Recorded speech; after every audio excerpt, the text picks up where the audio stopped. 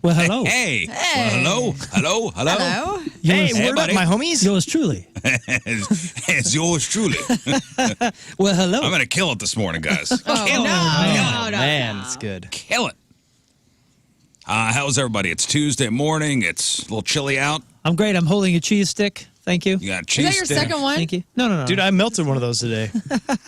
Oh, I'm just prepared. Oh, No, I'm feeling groovy, baby. cool. You already had one of these? Yeah, no, I melted one. I saw it in my fridge, so I melted it with my eggs this morning. Oh. All right. Yeah, This is getting one fancy from, over here. This is one from The Office, and Learn saw me take it because I thought you took two. I announced it. No. I just took the one. All I'm, right. Yeah, I'm not Fred, a we- I'm on monster. Cheese Guardian. Are we? I know he's gosh. taking cheese. Dude, I can tell none of you Are we guys grew low? up poor, you stingy bastards. God, get a hold of yourselves. Are we running low? No. We can't possibly be running. If we're running low, none of us are pooping. We are a cheese show, guys. No one's Love our pooping. cheese here. Total cheese. And I've See, yet to nobody's- dip into that cheese. Nobody's pooping. There's no way. If we're out of cheese sticks at this point, I think I put like 400 cheese sticks. You know, it's funny. I do have a story later on the Thanksgiving foods that will back you up this year. Oh, good. Yeah, Yeah. Like, it's stuff we need to know. Make note. Yeah. like stuffing. Like, these are things that we need to know. Stuff that backs us up for the holidays. Man, I can't wait to find this one out. Not wrong. And if you're thinking about, I don't know, methods to unclog yourself, Always. unconventional methods to unclog yourself, there is a doctor who has gone viral with a PSA that he recorded at Target. And he shows one Christmas decoration after another that should not be put where it doesn't belong. Man is doing the Lord's work right now. So imagine like a 6-inch ceramic Christmas tree. Mm-hmm. And this is a doctor, like well, he's wearing scrubs, so I know he's a doctor. Yeah. I do Yes. wish you would have Male sent this nerd? yesterday because I put up Christmas decorations. so this would you have put helped them up a the lot. wrong way. Ah. So doctor warns about putting Christmas decorations where they don't belong. So Target already has some of their Christmas decorations out, and I feel like I should stop for a moment as a doctor and give a small PSA. Do not put this where it doesn't belong. Do not put this where it doesn't belong. Do me a favor and don't put this where it doesn't belong. Or this. Or even this little one. I don't care that this is ribbed. Do not put this where it doesn't belong. Not this. Don't even think about it. Not this. Definitely not. You'll get a splinter. Anyways, happy holidays. Stay safe out there. Don't put things where they don't belong. Please. There are things that belong there. Not those. Yeah. Put things in the North Pole, not the South one. Yeah. You get a splinter. Now, most of them are ornaments that resemble adult toys, and they could get stuck. Even worse, some are made of glass, ceramic, or wood, and those could, as he said, splinter or shatter and cause serious injury. Yowie. So just be safe out there, guys. That's all I ask. Thank you. I've never looked at a Christmas ornament and thought, I want to do something to Naughty myself with that. Yes. You know, like I've always just admired them and like, oh, they're so beautiful. Well, they do say Christmas is the sexiest holiday. What are your ornaments usually shaped as? You know. Oh, I got some spiral little loop-de-loop. Like I got some of that, but I never look at that and go, oh. Let me get some of Yes. that. Yeah. Maybe a Santa shape would help. Like I remember one year for like family Christmas on my mom's side that my crazy uncle, as a gag gift, we did the white elephant gift Yeah. thing, you know? And he brought to the gift, his gag gift was it was a vibrator that looked like a candy cane. And so nobody knew, because it was wrapped. So nobody knew and I was the one that ended up getting it. Oh, sweet. And no How thanks. long ago was this? What? That was like. And to this 10 day, plus it's in years my ago. bedside drawer. A vibrator with an umbrella handle sounds wonderful. Yeah, I mean, and it was like, Not when you everybody get it from got a your big- uncle. Yeah, coming from my Uncle Jim, it was a bit much. Like your mom's brother? yeah. Do you put it in your front yard My at mom's least? eldest brother, I love him very much. Yeah, But he's a great guy. It's funny. What See, a great gift. I love him already. It was wrapped though, right? it was wrapped, so nobody knew. No. you I know? mean, like it was in like a. Was it tight wrapped? Do those come in packages? yeah, it came in Like like a a little plastic box. clamshell? Right. Like it was new, right? Yeah, you It open wasn't. Yeah. It wasn't Oh, a Goodwill find. No, it Made was. that noise when you open it. Oh. All the things. Yeah, so that's where. And I was that the immediately only went. sex toy that was involved with that particular white elephant Christmas? It was, yes. Yeah, the more we hang out, the more I realize that our upbringings and our families are just so very different. Oh, buddy, I would love to have you over sometime. My family's nuts. That's very funny, though. But you need to, if you're going to do something like that, like you need to know the audience. Right. Yeah, I mean, And was it appreciated? I loved it. Yeah, it was like, it was hilarious. Like, Thanks, Uncle Jim. thanks, Uncle Jim. But yeah, my Now, if Uncle Jim has been asking every year, how's that candy cane I get you? Yeah. that's a little strange. Candy cane. Yeah. I brought you some D batteries. Good luck finding your dad, buddy. D batteries. Yeah. Whoa. Whoa, wee wah. Well, I I assume. think that's a double A thing. A double Is A. that a thing. double A situation? Vibrators are double A. C's, perhaps? Not the good ones. Yeah, no kidding. I What like is this, the amateur hour? 50-50 gas oil mix. Lithium, you know. Yeah. Oh, lithium. Nice. Do they make rechargeable ones? Surely they I'm do. sure they Yeah, do. they have to. I'm sure they do. They do. Hey, I do want to apologize, I guess. I killed off something yesterday. Oh, boy. What happened? I killed the city DMV. Oh, The City Hall yeah. DMV. Yep. R.I.P. City Hall DMV. Going in the memoriam right now. Great job, The man. City Hall DMV, They had a which whole I talked about yesterday. They had a whole thing. They had a whole thing going, and then you ruined it and made people go. My And guess then they're like, is- you know what? Forget it. We don't want people here. That's what I think happened. I Yep. really do think that they were like, oh, this was supposed to be like a little something, Secret a little place. treat for all of our city workers so Yeah. they can just get it done while they're at work. And then the word got out on the Rizzuto Show. Well, if you Yeah, it was missed probably for yesterday's people show, working for the government that need a quick in and out. It was a secret spot, and you I blew know. it. I blew it. So if you missed yesterday's show, talked about we were talking about a DMV. I don't know why. And I said when we used to work down at Union Station, when the radio station was down there, somebody told me about a secret DMV in City Hall. It was like a room. Nobody was ever there. Ever. You forgot the part where he probably said, "Hey, there's a secret DMV. Don't tell anybody about this." You don't tell a radio guy a secret. That's true. That's on him. Yeah. That's on him. He should know better. Right? I agree. Yeah. Well, keep just telling thinking us about what these secrets nice I told. secrets. We won't say it anymore, though. We've changed. You don't tell a radio We've guy a learned our secret. lesson. Yes. So keep telling us the good Email stuff. your secrets. Riz Show at 1057 The That's Point. right. This was a long time ago. And I talked about it a long time ago. Well, once I talked about it on the air, obviously the word was out. And next time I went back, stupid me, it was crowded. It used to be, you didn't even have to take a number. No number was necessary. You were always number one. It's over, man. And Rafe had to go get his plates finally for his car. Yeah, that he bought Yeah. last year. It's the end of an era. It's the You end of were an one of- outlaw era. You were St. Louis to the bone. And rolled You the were dice. one of those With your guys. expired Yeah, I kind paper of see tag. why now. I have a little empathy for the temp tag people. Maybe One not of those guys was amongst us. One of those guys with the way expired temp tag. Not way expired. Like how expired? couple months. That's not bad. Dude, years. I've seen years out there. Did the first number have a 6? What? The first number of the expired temp tag. June. So June, I'm rounding up to July. It expired in June, Expired in July. but really I mean, it had a June. 6, right? It was 6/31 or whatever. It's still 6/30. 6. That's the last day of June. It doesn't matter. It's still 6. on. It's 11. Round up, buddy. No, Oh, man. that's not how it works. Yeah, you round It's up after 11. 50, Come right? on. Stop being a hall monitor. I a didn't say little. nothing. I walk by it every day. And I went, Here's the thing, dude. I went to this. They make you. Missouri is the dumbest state I've ever no, seen. now it's Missouri's fault. Oh, Listen. All right. some Listen. Illinois guy talking trash. Deflection. Go. Yeah, Yeah, cool. Illinois guy talking trash. You come can just on. go back to where you're from. Yeah, dude, I would Yeah. love, my biggest regret is that I used my Missouri address to get this stupid car. I would have much rather if I'd have used my old Illinois address. Send him home. I'll happily go.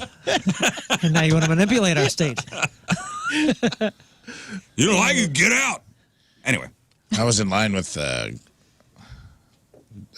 Well, I had to go. So you go to the DMV to get plated, and they're like, you have to go down to 1200 Market Street and get a waiver. You also have to get an emissions test at a separate location. Yeah. And then you also have to go you got to wait for your title to come in, even though they had the title on the screen. Like Carvana registered my car to the state of Missouri.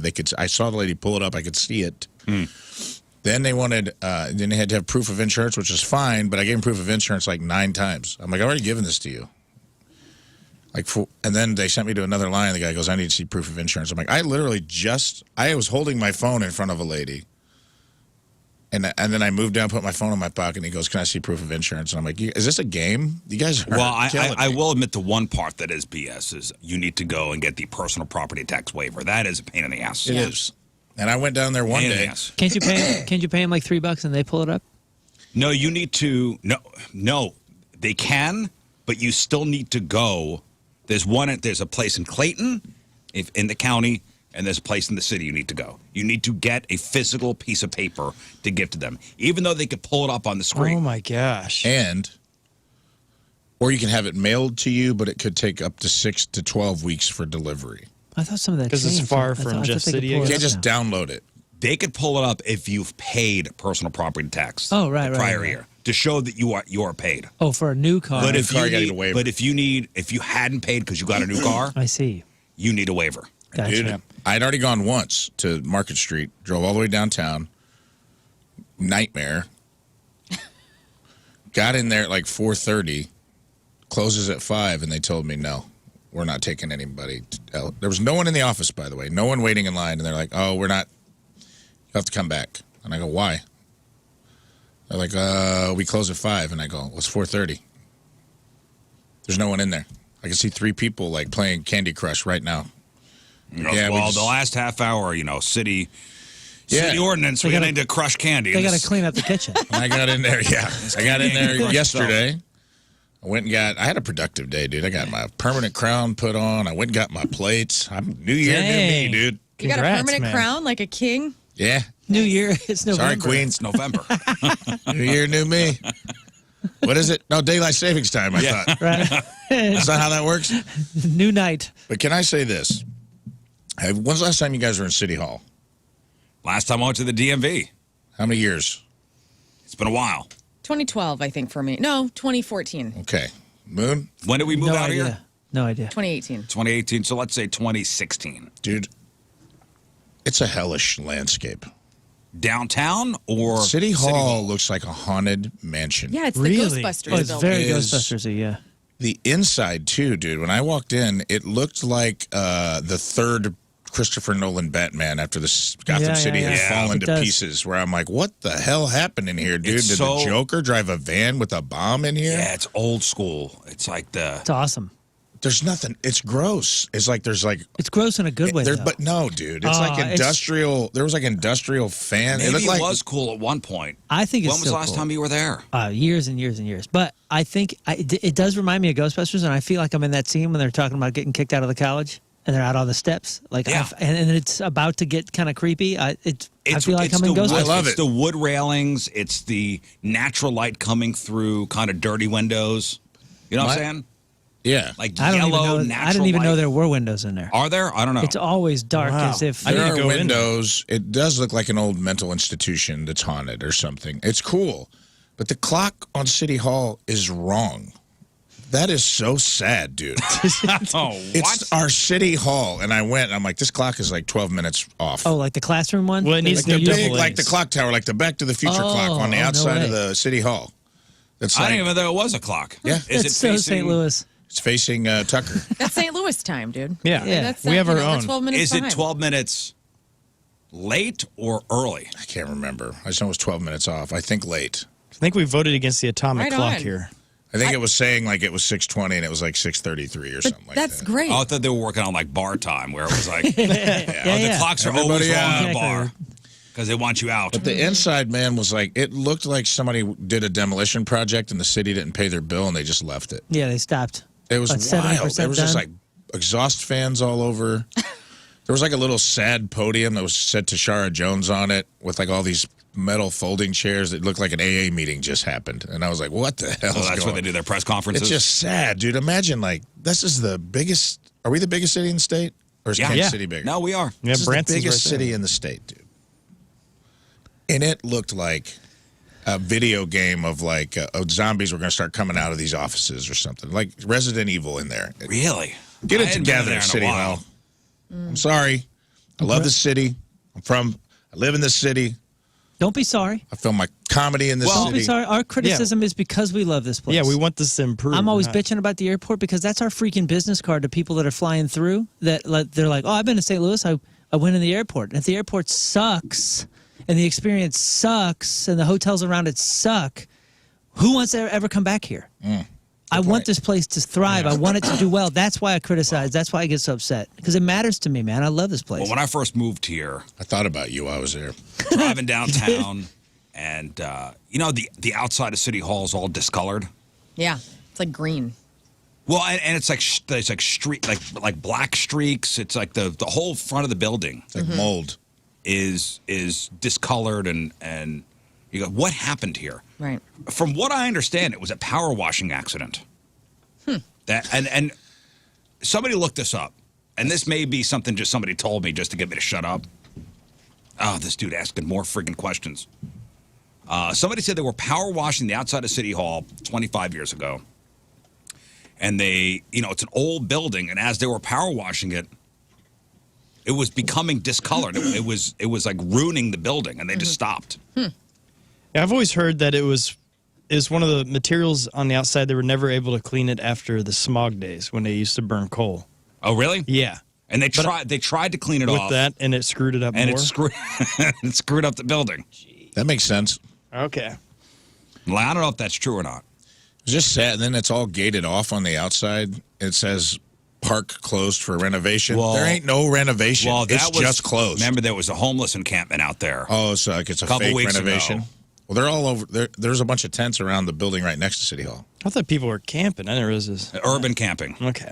Everybody's saying Kansas City is bigger, by the way. The city itself might. I don't know. Metro. Metro's Counting not- metro area. Metro Yeah, area. Metro, I I don't know. believe St. Louis is the biggest. Population of Kansas City is 508,000, and St. Louis is 293. So that's just the city. Yeah, the city city. itself. Yeah, we- Metro though. St. Louis Metro. Yeah, we We're don't like bow to Kansas City. The 21st Okay? or 22nd biggest city in the country. We are bigger than Kansas City in all the ways. That's right. High fives, guys. Yep. High five. Thank you. It was just sad, dude. Like the outside was like all bicycle wrecks and like all these bad landscaping. And then I felt bad. I thought of Moon because they had like city soccer gear on the Ulysses S. Grant statue. But it was just like they hung like a Purina jersey around his neck and like a St. Louis City soccer scarf in his hand. And I'm like, what a sad thing. Gosh. It was like the saddest Christmas tree. Like it was just like his statue's like in the middle of all this disrepair, and they're like, you know what we should do? Let's put a Let's celebrate scarf our on him. brand new soccer team. They did that with St. Louis too at the art museum. I noticed over the weekend, like he had a scarf on or something. Oh yeah. Yeah, Casey's metro area is slightly bigger as well. we can't Is be telling that- these people about. Is that this. new? I don't know, man. Nah, they're counting Kansas. It says we're 2.2, and it says they're 2.4. Don't give them any Congrats ammo, to them. Okay, Hey, man. we're I'm better just- and hey, bigger than Kansas City. Truth. I'm a truth seeker here. That's new then. Congrats, Kansas City. Well, let's not congratulate them yet. Yeah, Oh. we need to get in the Kansas City Wikipedia page and Yeah. change them a couple miles I smaller wonder, than. I wonder what their St. statue Louis. and their They're city counting hall all the looks way to like. Springfield as their metro area. Yeah. Right. Let me see here. Somebody in the chat said that STL is time blind. That's why our clock is Exactly. Yeah. If you look at It comes from the top. list of North American metropolitan areas by population. This is all of North America. Mexico City is number one. Mexico City is the biggest North American metro area by population. Census 2022, Mexico City, almost 21 million people. Jeez. followed by New York City, with just over 20 million. New York Sao Paulo. City. LA, Chicago, Dallas, Toronto, Houston, Washington, Philly, Miami, Atlanta, Guadalajara, Oh, Nice. Boston, Monterey, San Francisco, Phoenix, Inland Empire, Detroit, Montreal, Seattle, Santo Domingo, Minneapolis, St. Paul, San Diego, Tampa Bay, Puebla, Denver, St. Louis. Oh, heck yeah. What's the number? wow. 27. That's North America. We're close to Puebla. And Kansas City's number 43. Ooh. What's the Not population good. number? It doesn't have the pop. St. Louis Metro, 2,811,588. Oh, 2.8, huh? This has 2.3. Kansas City, 2,087,471. I wonder if they're counting St. Charles. What's Well, Metro? yeah, it's Metro. So you, KC lovers, can suck it because Wikipedia never lies. That's true. God. Well, so you go to City Hall, and you're like, I'm going to go to the DMV that Riz talked about. And you sent us a picture. There's a sign. A big says- sign, too. That says DMV closed. Thanks Thanks, a lot. Riz. Thanks a lot, Riz. I didn't know you were going there. Where'd you wind up going? Rafe. To the DMV? Yeah. Chippewa. And brother, they ain't doing much better. The Chippewa DMV, it didn't even have chairs. I was blown away. I'm like, Wow. We Chippewa. didn't have chairs. Is that, like you don't take a number and sit in a chair like every other DMV. Everyone just stands in line for like 6 hours. Oh, and my they D- are not happy about my it. DMV has Wow. no chairs. It's obnoxious. It's they don't so encourage much sitting. torture. Really? They're like, let's torture these people more. And dude, there was like a because big, it's not a testing place. Most of the places that have the chairs, those are also testing places, right? yeah, there's no testing there. Oh, okay. So people just queued up? To be honest, you there's not just a have lot to of work stand going there. on. Just standing in line, and it's a big open room. It's got some stanchions in it and nothing else. The bathroom's closed off. There's like a oscillating fan not plugged in to just tease you that we could make it cool in here if we wanted, but we're not gonna. Oh, my God. And dude, people are not thrilled. You know what they did recently in the one that we typically go to is they put a TV up and it like cycles through advertisements, of course, but then there's something that says, if you're getting a boat license or whatever the hell it is, this is what you're going to need, and it like starts listing the crap. And every time I'm there, there's always somebody that stands in line for about 20 minutes and then finally like glances up and reads, and they look down and they remove themselves from the they're line damn because they realize, oh crap, I don't have some of this stuff. So wouldn't you say that DMVs are some of the angriest places to be? I'll tell you what, we've talked about this before, and since I started going to this one DMV, it's angry from a consumer standpoint. Some old fella is always in there yelling, and he's upset about something changing and whatever. But I will say the employees are pretty damn cool. Yeah, the DMV that was by my house, they're very nice over there. Yeah, they're cool as heck, man. But that was totally different. DMVs have the reputation for being just a place of stress. Yeah, miserable. Yeah. It's just like, going through airport security. It's a place of stress. It's misery. That location's got a fan that's not even on. No chairs. Why don't they The lighten bathrooms up were blocked off. the too. bathroom? Why don't they lighten up the joint? I Right. think everybody would be happier. Yeah, I agree. I mean, Lighten up the place. Like- Interior decorator. like Ray said, it starts from the top. If our city hall looks like this, why wouldn't the rest of our facilities Because I think the DMVs in the state are independently owned. get out of here? For real? I think a lot of them are. What? How does that What? work? What do you got? That makes no Franchises? sense. I'd love to open like a for DMV. profit? Yeah, man. I They would have to be We owned by would the kill state it, legally. guys. I don't know about that. But we would see a differentiation of motif then. Because Yeah. if I had, like, my DMV would Yeah. be chill as hell. You'd have unicorns and there'd stuff be like- hanging out. Yeah, like, I got yeah. stress balls for people. Beanbag chairs. Here, here's a basket lava of lamp. Here's a Of course. basket of stress balls while And I you would take sit. the best pictures of people. I'd go. Dude, that could be a business. That was the Yeah, that's the do makeup. problem with the DMV is they have no competition License offices are operated by independent contractors, but overseen by the government. by the Missouri Department of Revenue. Well, So why wouldn't they be advertising? Yo, come check out this DMV. Yeah, look at So- how cool so we the- are. Yeah. Chippewas, they're not going above and beyond. Dude, So we it- should open what would be our name? It would be like We Care a Little DMV. A little bit more. I know. Smile. It's the DMV. We care a little DMV. Dude, That would our get DMV everybody. would have a jukebox. Oh, yes. It would have a bar, Heck yeah. Yeah. massage chairs. Mine would be the DLR We- DMV. I would have. I like how we have a bar encouraging you to go drive afterwards. Everything would be tiger we would stripe have. inside. We would have on the weekends a guy making balloon animals for the kids. Yeah, I like this live for place. this. Come Let's get keep legal. going. Let's workshop this. I Let's get think a this hot is tub, a too. business model. Yeah, dude. Come, Bear The skin problem with the rug. DMV is they have There's no competition. They We have would no have a incentive Starbucks. to be nicer to you. We would have an inside Starbucks. Yes, Yeah. dude. Yeah. Preach. Great lighting. Great lighting. Oh, Wallpaper. yeah, ring Leopard lights. print wallpaper. Yeah, ring Ring lights. light for your We'd have fun photo. little For steps the you can hold. influencers. For the influencers. Just for I'm your with photo. him. For your driver's license photo, and you get 5 free poses, and you pick the one you like glamour Yes, shots. Ooh, yes, yeah. I get to pick. Can we do an escape room in In there? fact, you We can can bring do your an friends. escape Your room. friends can be in your friends can be in your driver's license picture with you. I love You can this. pick up to 3 friends. Dude, in the escape room, you have to find the crap that you need. Yeah. You know what I mean? So, like, you can't really. forms. Yeah, so you what- Escape find room your has my forms tax card. waiver in it. I have to bring all of you Yeah, guys dude. in to help find my tax waiver. So once you get to the desk, I mean, you never got to the desk unless you found all the crap anyway. Right. So like everybody's happy, you know? Yeah. Like, oh, cool, you got This what is you need. awesome. Clearly, you opened the Dude, I door. would- that sounds fun, man. This We have place rules. Groupon, like Groupon discounts. Yeah. Yeah, we're putting the fun in DMV. Yes, DM fun. DMV, it's dynamite. Man, we'd have such a good time in there.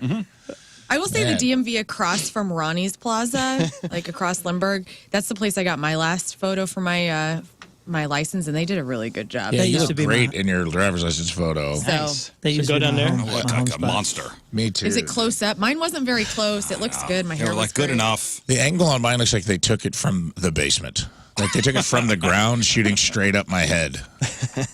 Dude, I had probably 2 or 3 licenses and a passport where my photos were kind of wild. Like I would make this like like surprise face, Yeah. and they were just like really silly looking, and usually got laughs at different places that I was showing my license. And the last couple times I went, man, I swear they've got a new thing that they're training people on, and it's tell them they can't do whatever they're trying to do, and then get them in the reaction afterwards. Because it's the I'll You go, can't smile. and they go, no, you can't do that. And I'm like, oh, and then they'll take the awe photo. Like, so my license is basically me like just completely disappointed. Like, oh, I smiled in mine, I think. I'll show you. Like it's. I'm telling you, they're practiced at it because they are intentionally making me look like a buffoon. I have to get a new ID soon because we got our real IDs. My best friend and I, we went, but then I moved, and yeah, I gotta get a new. Yeah, don't show your address. Yeah, I won't. Wow, show my you look address. great. You got good color. I've seen this, but let me hair see it looks again. nice. Oh, heck yes. Dude, Could you complain and go, can I get look another how No. freaking gorgeous she is to that picture. And I like guarantee a- we all look like trolls. I look like a fat. I look like a crazy person. Fat turd. Yeah. I'm gonna- Moon looks like an escaped convict, and we I look do. like trolls. Cute. You Get- look good, man. Did You see look cute. Even in the tone, you can tell she's lying. Oh, to me. dude, that guy looks like do not pick him up on the side of the road. Yeah, that guy yeah. looks like a hitchhiker. I Yeah. for sure look scary. Mine looks like a mugshot. Mine too. 100% a mugshot. My mustache is not helping Like, me would either. you mess with this guy? If you saw this guy in the night, I would definitely not pick him You up ain't as a messing with I hitchhiker. would mess with that guy. I mean, I know ladies would Like, fool what's with your this number? whoa, all right. What up? You like the crazies. Somebody just emailed I in, do. High Ridge DMV has chairs, benches outside, and a quick trip across the road. Don't tell the audience. Okay, well, Okay. We won't. we won't. Thank you. I look like a rectangle. I look like In a the world, you do. rectangle. You look like one of those Legos from church. You know, with like the heads that are all. You look guilty as hell in this photo. I look like a rectangle. You do look like you just planned something. Don't show the camera. That's funny. I'm Man. showing the camera. That's funny. It's not that bad. I had a couple Scott, really just good, look up a picture of a rectangle. That's what. Okay. I had a couple really good ones for a couple licenses there. Do you guys save your old licenses? I have some. I do too. with Yeah. Yeah. Big giant. All my froze. funny ones I have. Me too. I was showing the kids the other day. They were like, "Why do you I have sell these?" I mine was to like, "Because they're kids. hysterical." Yeah. Rafe sells his to underage kids. Oh That's yeah. He's a cool. fake ID. I have them all except for one of them that was taken at a bar in Tempe, Arizona, by somebody that thought I was trying to use a fake ID. I was like 28 years old. And I wasn't even drinking. I was coming in to get a drunk friend. You got a young face. And they're like, "This isn't you." And I said, "What? I'm sorry. What do you mean? Right. I'm sober. I just played across the street. I'm trying to get in there to get my friend." Right. And I said, "Well, okay, I guess give him my license." And he's like, "No, man, this is a fake. We're This taking it." I is was like, fake. "Oh, say what?" They zoomed in so far in my head, I look like Jambi from You got- Pee-wee's Playhouse. You got Conan hair in that photo. You got great hair in that photo. No, that's what I mean. Conan O'Brien has great hair. Speaking of, Hey, man, well, we watched that new Pee Wee movie. New, like 2017 or something. But it's funny. Yeah, it's not good. bad. The Christmas one, right? No, Is it Pee Wee Saves Christmas or what? No, this is the one with Joe Manganiello? Joe Manganiello. Oh, I'm thinking of Ernest. The new Ernest is really good. Yeah, he's still cranking them out, huh? Yeah, Well, 99. congratulations to Rafe Williams in compliance now. Thank Very you. good, Thank Fully you. plated. You Legal. don't have to worry about your car being. Although, have you even put the plates on, or you'd be like, Technically, no, Oh, they're in my no, are passenger. you Come on. serious? Yeah, like I got him at 6 o'clock last night. But you It's got not to enough put them time on. in the You're day. still Right. driving your car. Hey, Rafe's got a personal policy. Nothing. He can't use a screwdriver after. Yeah. Yeah, dude. After Too busy. 6:30. very true. Calm down. Calm down. God, you squares. I got him in the car. If a cop pulls me over, I'll just hang him out the window, give him the thumbs up, and drive away. That's it. Just like that. You guys do the crisscross on your sticker? That's why I didn't put him on, because I want to take a. Razor blade. I asked for an X-Acto knife at the DMV, and the guy looked at me like his head was going to explode. And I go, "Do you have like a razor blade or an X-Acto knife so I can cut that sticker?" And he goes, Oh, dude, at our DMV, What? instead of dum-dums, we're going to have X-Acto knives. And, Yeah. Take it and home. little cups. Multicolored. "Do you know what yeah. the real insult Here, to injury kiddo. was at this DMV? There was 2 ladies who were not happy helping everyone. The line was probably like 20 deep. And it was getting close to closing. And I was like, there's still like 15, 20 people behind me. And I know they're going to do the thing at 6 o'clock where they're like, we're done. And there was one guy who was doing nothing. And he kept saying in the Ferris Bueller, Ben Stein voice, he's like, handicap placards, temp tags, something, something renewal. And nobody needed that. And everyone was like, why can't you just do the other stuff? Yeah, yeah. Like, get us out of here. Open the other lane. And he's like, so then he'd go back to his phone, and then about 10 minutes later, be like, handicap placards, stamp tags, boat renewals. I'm like, bro, everyone here wants to kill you right now. Heritage plates. Classic car registration. So every 5 minutes, that's his job, every man. 5 minutes, and I could. I He's was like just, he's like the town crier. he was. Hear ye, hear ye. Vanity plates with Cardinals logos. Honda Civics, Santa Fe Tucsons. What are you doing specific cars for, man? Can we just do them all? If anyone has an 87 Escort. Man. Headshots. This guy's he's got a side hustle going on. He's doing headshots at the DMV. Man, we Our would crush DMV is it. gonna be We awesome. would crush it if we just had like can't wait. like an assistant manager just going, all right, hey, what do you need? What do we, you know, Yeah, dude, I just think like, we should get, Scatting at honestly, people. now that I've been mulling it over, we should have, we should have like some of those, our pictures, we should have like a little trunk of props. So people can get an old-timey gangster photo. That's what I'm Like saying. fisheye? Yeah, yeah. Holding a fake Tommy The gun. signs that say, like, Yeah. you know, I'm with him. Have a big cigar, girl. You could dress up like an old flapper. Silly foam hats. Yeah. This is gonna be good, man. Sir, on your ID, it says you're the sheriff of Funtown. I'm in compliance. Yeah, exactly. So So here's your badge keep for it your, blue, brother. for your photo. You don't want to write me a ticket. I'm an officer, clearly. Yeah, you have a big foam cowboy hat that says you're the sheriff of Funtown, but it's still legally I am an Yeah, officer. you are of the law. still law enforcement. Local story here, kind of scary. This one out of Webster Groves. Police are investigating a car crash that resulted in a person having their car stolen. And this is from Fox 2. This happened on Sunday at about 5:30 in the evening, just after nightfall. Victim stopped at a stop sign at the intersection of South Rock Hill Road and Baker Avenue. Somebody hit him from behind. Guy gets out of the car to check on the damage. Somebody hops out of the car that hit them in their car. See ya. Scary. Whoa. A hit and take. My Hit and mom take. shared, you know how moms share on Facebook, like, be on the watch out, like warnings for their kids. This was one of those things where they hit you from behind, and then when you get out to assess or get, get ready to call the cops for the insurance and all the things that are going to have to happen, somebody does steal your car, That's holds you exactly up. what this is. Wow. It's not an urban myth then. That's So, it's what happened. Will our DMV allow bad guys to get their licenses, or will we stop that? we'll stop We'll that. stop. Okay, thank you. We'll have We'll have a really long state-of-the-art line. software Yes. that detects That's that kind of stuff. Microchip. You know, and I don't want to break up your story here, but speaking of accidents, if somebody like bumps into you and you know there's damage or something and you're on a highway, get over. Oh, Handle geez, this yeah. elsewhere. Because I almost saw people get hit. They were getting out of their cars in the middle of 94. So it's a highway with stoplights. So you're flying, you're 55 miles an hour or whatever. Well, you're supposed to get to a safe place. And these people are just like, oh, we'll get out and we'll talk about it right here in the center lane. And I was like, somebody's going to get killed here, dude. Please. Well, so in this situation, let's say it's nightfall. I mean, Webster Grove's not a shady area. Right. But what do? Somebody bumps you from behind. Like hard enough where you think there's damage to your car, and they're still behind you. Mm-hmm. Do you get out of the car now? Yeah, I mean, you have to. You have to exchange information and. Yeah, but they didn't do anything wrong. Well, also, like, I guess my first reaction would be to get out of the car for some reason. Like, I know that's what. Okay, you're Lern. But you turn the car. You turn the car off and make sure you have your keys on you. Yeah. Woman by yourself. Mm-hmm. Somebody bumps into you. Right. What are you doing?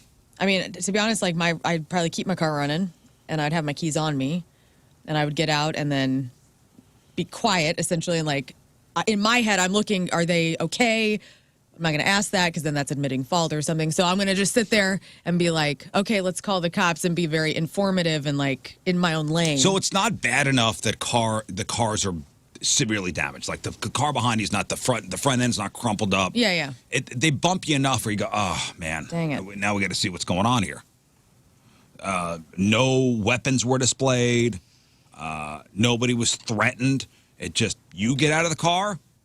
There's a passenger in the other car. They get out, jump into your car, and drive away. Again, turn the car off. Don't ever be in your car. Don't ever leave your car running with a key in it. Don't even leave the key in it. Key's on you. Well, also, do I sit in the car and just immediately call the cops? I mean, that would probably be the best thing to do. That's what they say. Yeah. But I mean, nobody really ever reacts that way. I've gotten in plenty of Yeah, you got to call 911 right away. The first thing to do is call 911, know your location.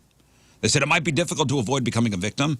Police say there are some steps you could take to minimize the risk of having your car stolen following a crash. The first thing to do, call 911, know your location.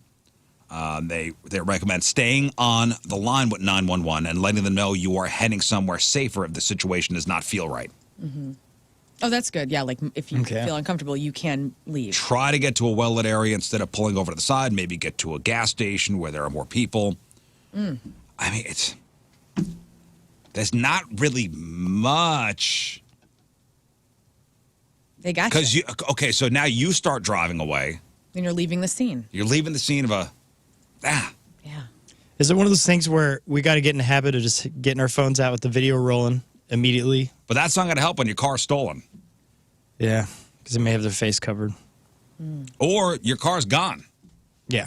Like, yeah, good. I'm rolling tape. My car's gone. Well, you got to, maybe the first step is you get your video rolling, and if you have to get out, you turn your car off, lock the door, and then walk over. We can all agree, though, to not get out of your car while it's running. Not get out of the car and leave the key in. Yeah. Sure. Like I see people do that at the gas station. Leave their keys in the car? Yeah, or like leave the door open. Like sometimes I'll leave the door open, but even then I'll make sure that like my phone, because you see all those videos of people pulling up to a stall, a gas stall, and then somebody on the other side just kind of sneaks over, opens their passenger seat, takes their phone while they're pumping. I'm in the habit now of locking my door. Mm-hmm. Yeah, I used to, I got the key fob. Mm-hmm. So, I mean, that's in my pocket. Yeah, but some people with the key fob, they get in their car and they put it in a cup holder or something. Women will have it in their purse. Yeah, this is, I mean, as a woman, it's scary because, if I'm alone driving anywhere and people say, man or whomever sees me driving by myself, they can kind of strategically prey on people like that. Like, like on a back road or something or highway. I don't know, it's scary. I do love the fact that my wife is kind of a crazy person with that. Mm-hmm. Like she's got all sorts of routines to make sure that she's like safe and locked up and this and that. That's and in every parking lot she has some sort of system. And when she explained it all to me when we first met, I was like, oh man, that makes me feel. Yeah, my wife good. has started to carry grenades, which I said, good on you. Yeah. I think I'm going to taser for Christmas this year. I think yesterday we were talking about it. A couple family members hit me up and were like, know what we're getting you. So a taser. Yeah.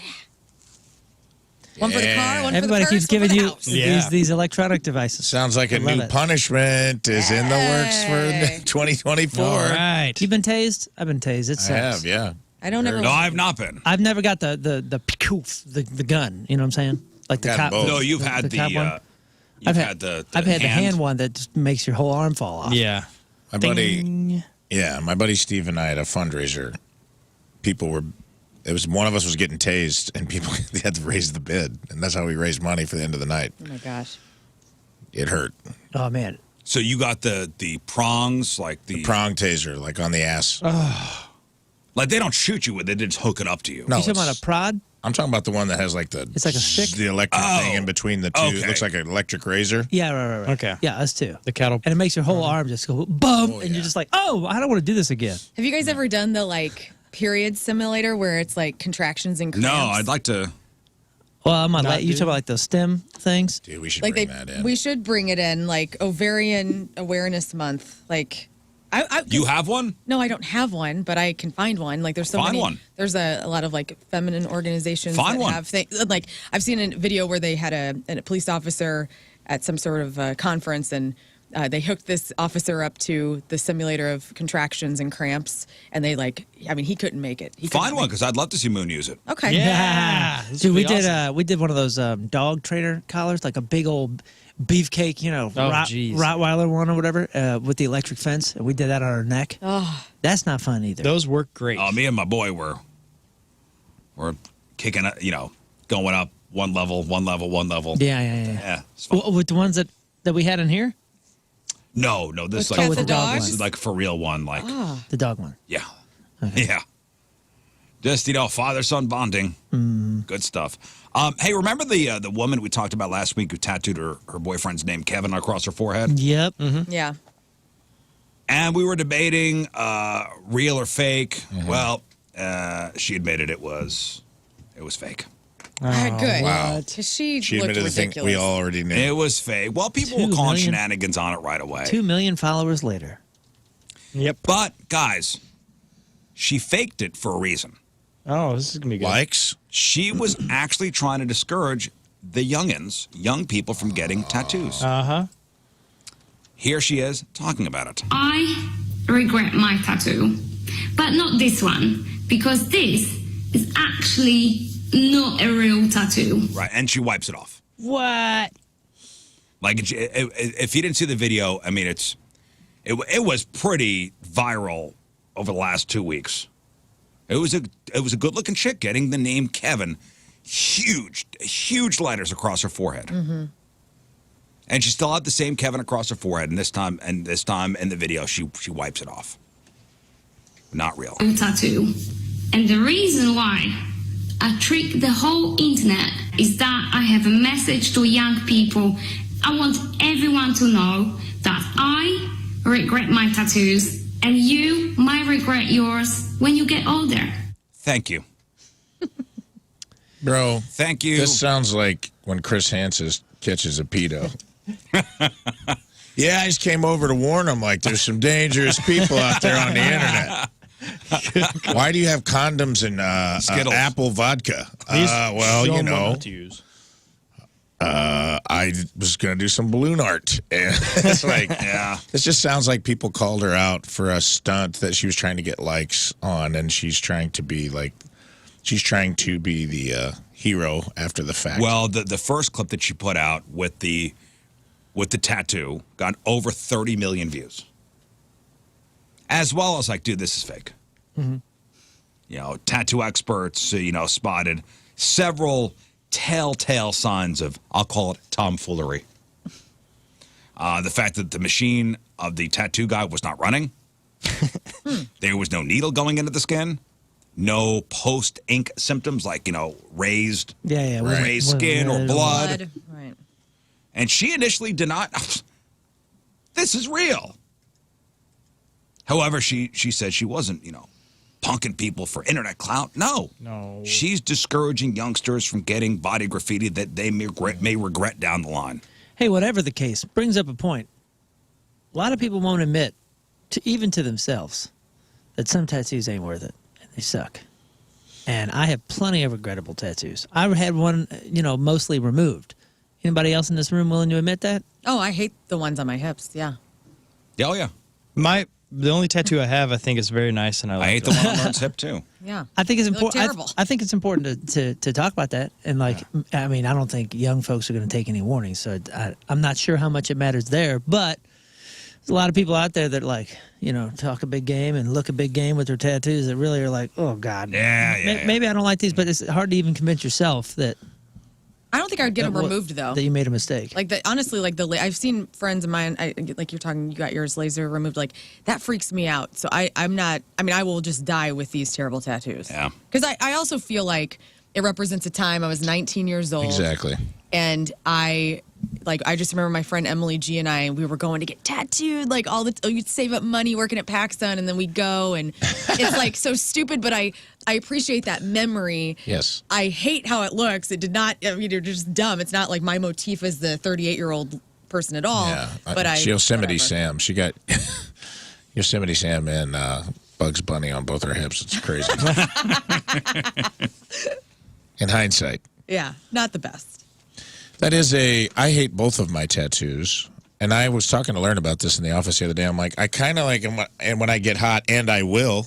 Ooh, 2024 heat wave. 2024, there's going to be a heat wave in this side of the studio.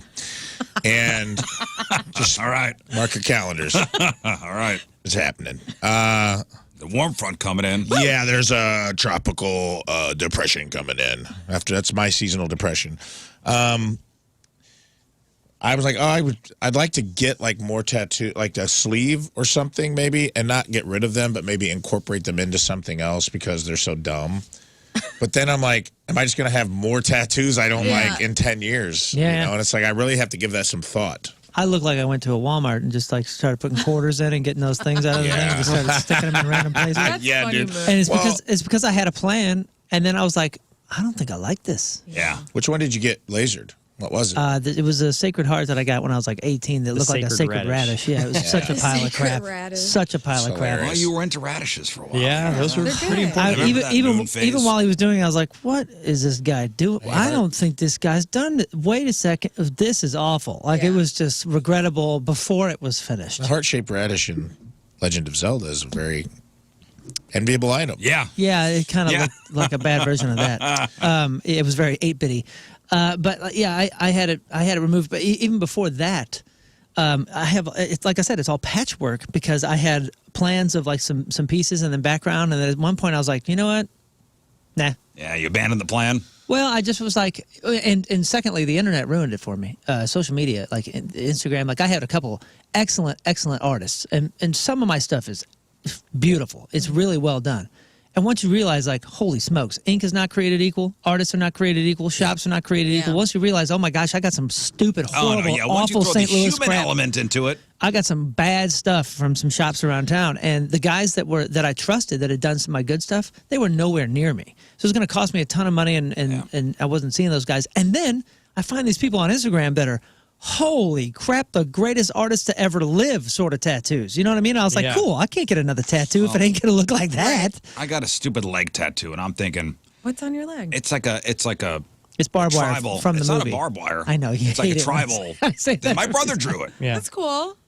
Well, it was back in 1997. Yeah, you got to trendy still sick, tattoos bro. are it's tough. Yeah, tribal, brother drew kanji, all that. Like, Bro, I went to I got all those. I saw a tribals. dad at the Stupid. pool last summer, and I was like, man, this guy, he had like his fraternity letters, Greek letters on his ankle, and I'm like, thumbs down. He had a barbed wire tattoo, thumbs down. He had a tribal, thumbs down. He had a Tasmanian devil. Chinese letter, thumbs down. He did not. He had Yosemite Sam, though, on his back calf, for real. Yeah. I was just like, this guy is just like, I'll take any regrettable trendy tattoo you Anything had. that's He had in your them all book. now. Maybe that's his thing, though. Maybe he was like, I'm doing this for the joke. It's Yeah, he could all just blindly ridiculous. turn the That's a good page in a point. book and just point, say that one. Yeah, I have a couple Yeah. joke tattoos. I mean, like, not joke ones, but like a point where I was just getting tattoos all the time, and I was just like, yeah, whatever. Okay, cool. Yeah, put that there. Oh, heck with it. Yeah, what about that? And, you My know. first tattoo was a dare, which is not a good way to start your tattoo journey. You have one that says Hot Rod, right? Yeah.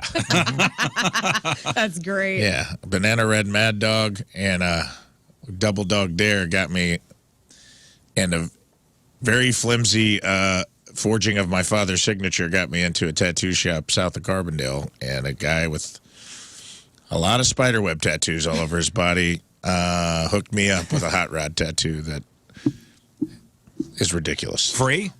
That wasn't free. I paid for They it. hooked up. I'm not even. I'm not even slamming Sweet. tattoos, and I don't think any of us are. Like I love tattoos. Me too. I love I'm the wearing art. a sweatshirt from Steel Ink Tattoo Yeah, right now. I love the art. I love brand. I have too. some friends that are just ridiculous artists, and it's legitimately their calling, and they're freaking good at it. I kind of. I'm just against like. I'm just trying. Think it I'm not through. against nothing. Yeah, I'm Think just it warning through. you. Like Well, slow Yeah, down. I have Get to it. say I'm excited about mine because it's the branding that Hubbard made me get. yeah, it has a When nipple. working, so Too. Well, Moon, why don't you get somebody's name across your forehead and then do a TikTok video where Yeah. you erase it as Listen, a warning to I'm the in the kids. music industry, and right now I look like I'm not because I don't have face tattoos. Like that is the thing. That's the trend. Honestly, like if I had face tattoos, I'd probably have. you'd be really handsome. I could probably Well- sell myself to labels right now because I mean they're looking for like this weird lifestyle committed sort of branding. Yeah. And I know this sounds silly, but like face tattoos have a place in the industry right now. Isn't that weird? I'm just filling my face up with all these liver Yeah. marks. Oh, dude. those like, look I got all good. these Oh, like listen. skin discolorations. This is just now a closure for this chick with the Kevin tattoo across the forehead.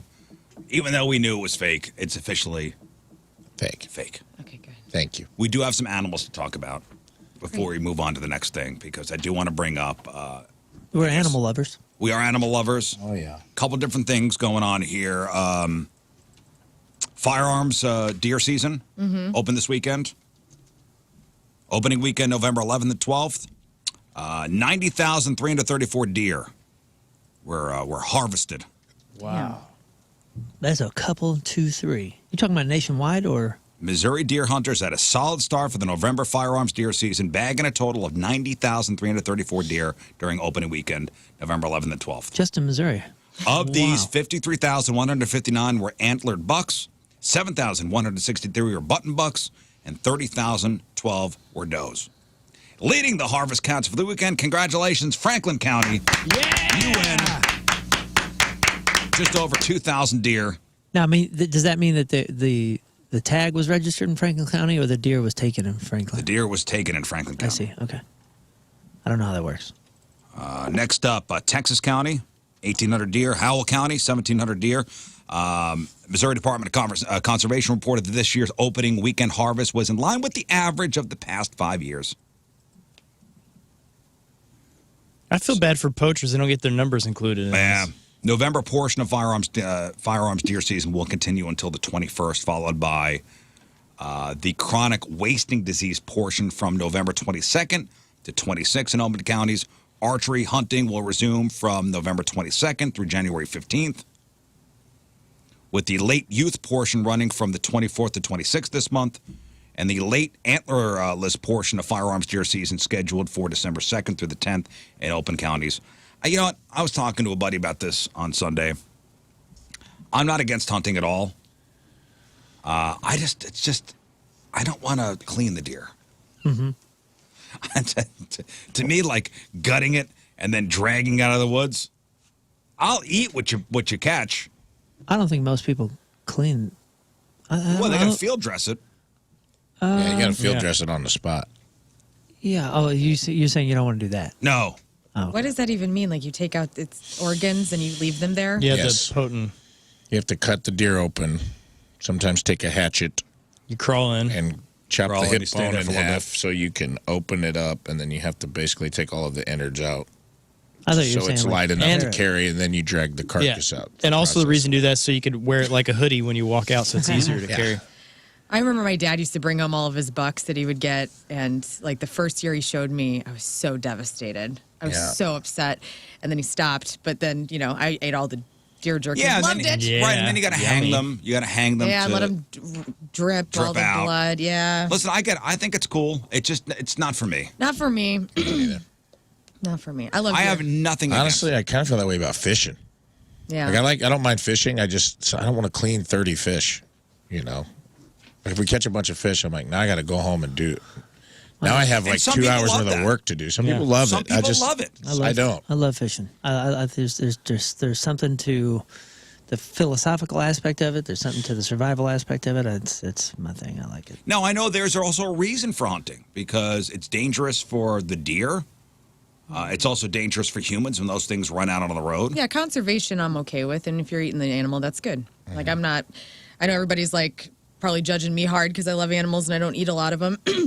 But no, I get the conservation aspect of it. I don't like. Did you see Aaron Lewis when he killed all those coyotes and he did a political stunt with it earlier in the year where he spelled out Trump with that was with coyotes, dead coyotes. And I thought that just That was trolling. That was it was really disgusting. And I had some hunter friends I was talking about it and they're like, yeah, that was just a bit much because it takes the respectful conservation out of it and it makes it into something. Yeah, else. a lot of people would say that. Yeah, so there's a subsect of hunting I think is like that.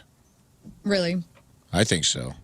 like that is overzealous with showing the kill, or just like they're more obsessed with the killing than like the meat or the harvesting. You know what I mean? Like I didn't get the hunting gene being from Southern Illinois. Like it was very much a disappointment to my family. Like my dad would take me out at 4 o'clock in the morning. I'm like, it's cold. This sucks. This is not fun to me. I got to sit still and be quiet. And I killed a deer with a bow, and I've killed, as the rite of passage or whatever. And I was just like, this isn't for me. It'd be different. And I'm like, there's guys that are like, oh, I start shaking, man. I get that buck fever when I see that. And I'm like, oh, way to slay that gentle herbivore.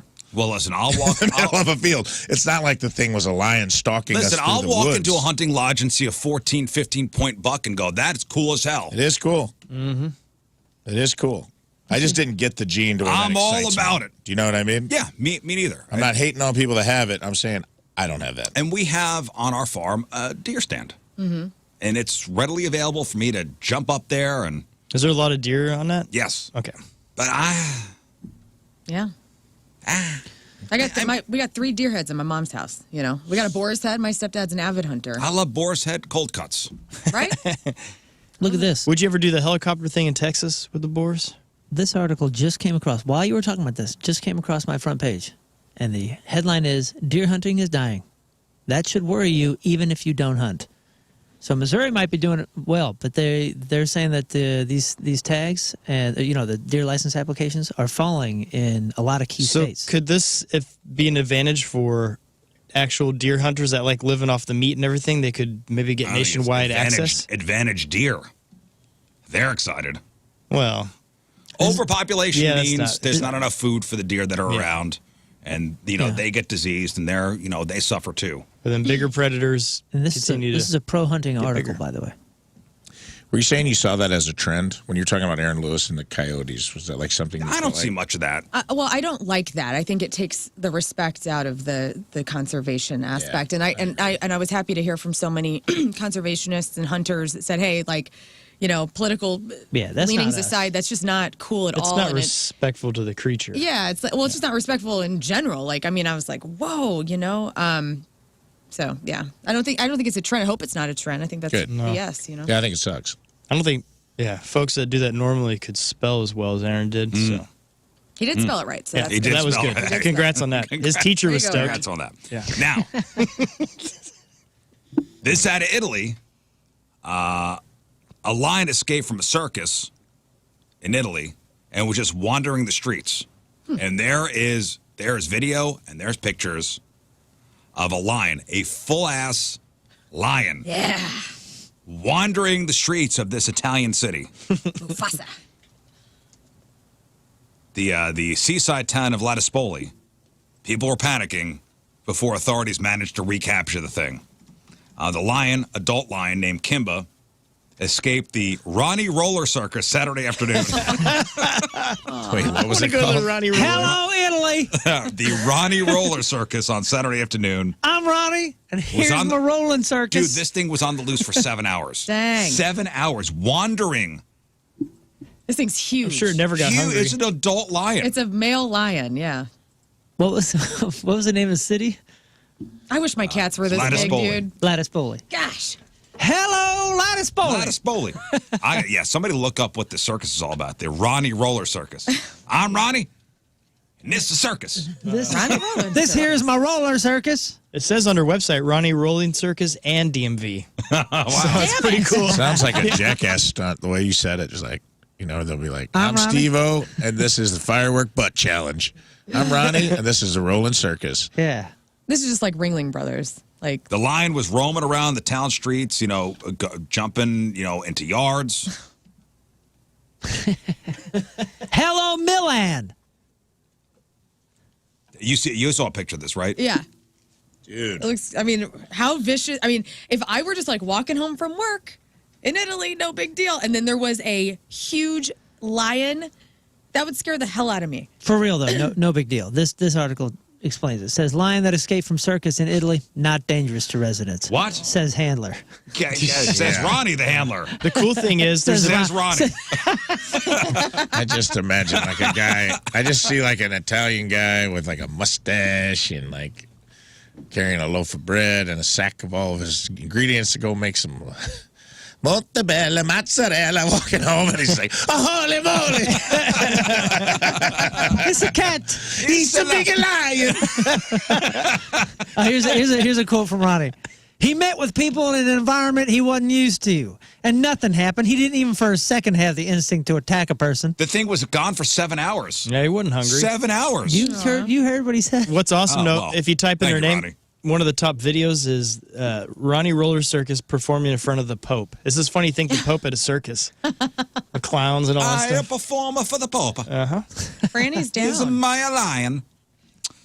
Ronnie says, what Ronnie says- happened is very strange. Ronnie says, relax, Lattice Poley.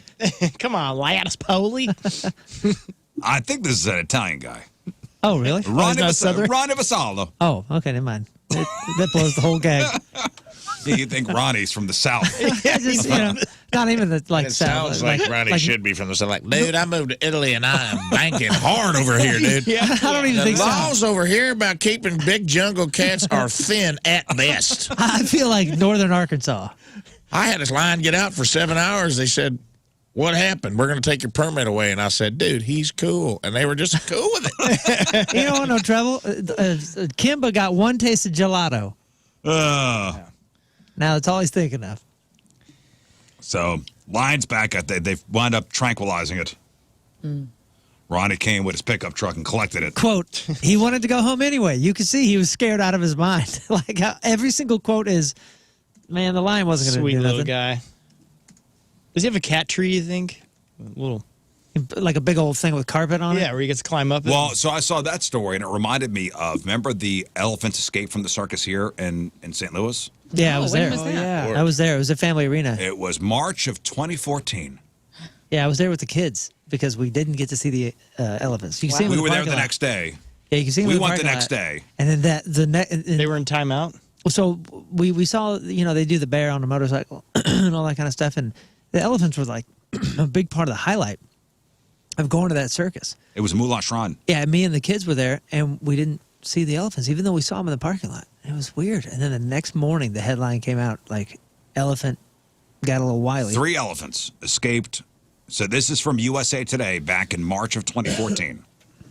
We just got in the time machine, guys. Yeah. Let's go. March of 20, so 9 years ago. 9 years ago. USA Today, St. Charles, Missouri. 3 elephants escaped a circus in Missouri on Saturday, roamed the parking lot and damaged multiple cars. Nobody was injured.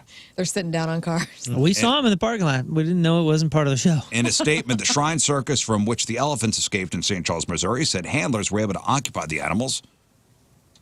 And, quote, they are now resting comfortably in their compound at this time. St. Charles is about 25 miles northwest of St. Louis. Witnesses said the elephants were spooked by loud noises when they ran off.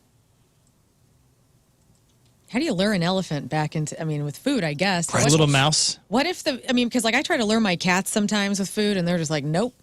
Yeah, I don't know. What if an elephant's like resistance? No. Then you just take a little mouse over there and you scare him. Yeah, Quote, he runs right Yeah. back. Quote, like the we saw cartoons. all these people running after them, and they were all screaming, stop, stop, and several of the circus people were trying to run alongside them, said Karen Turnicliffe. Karen? Karen Turnicliffe, who was in a car outside the family arena in St. Charles, Missouri, with their daughter when it happened. Quote, a trainer yelled, we need pretzels, anything, just give me some food. Pretzels.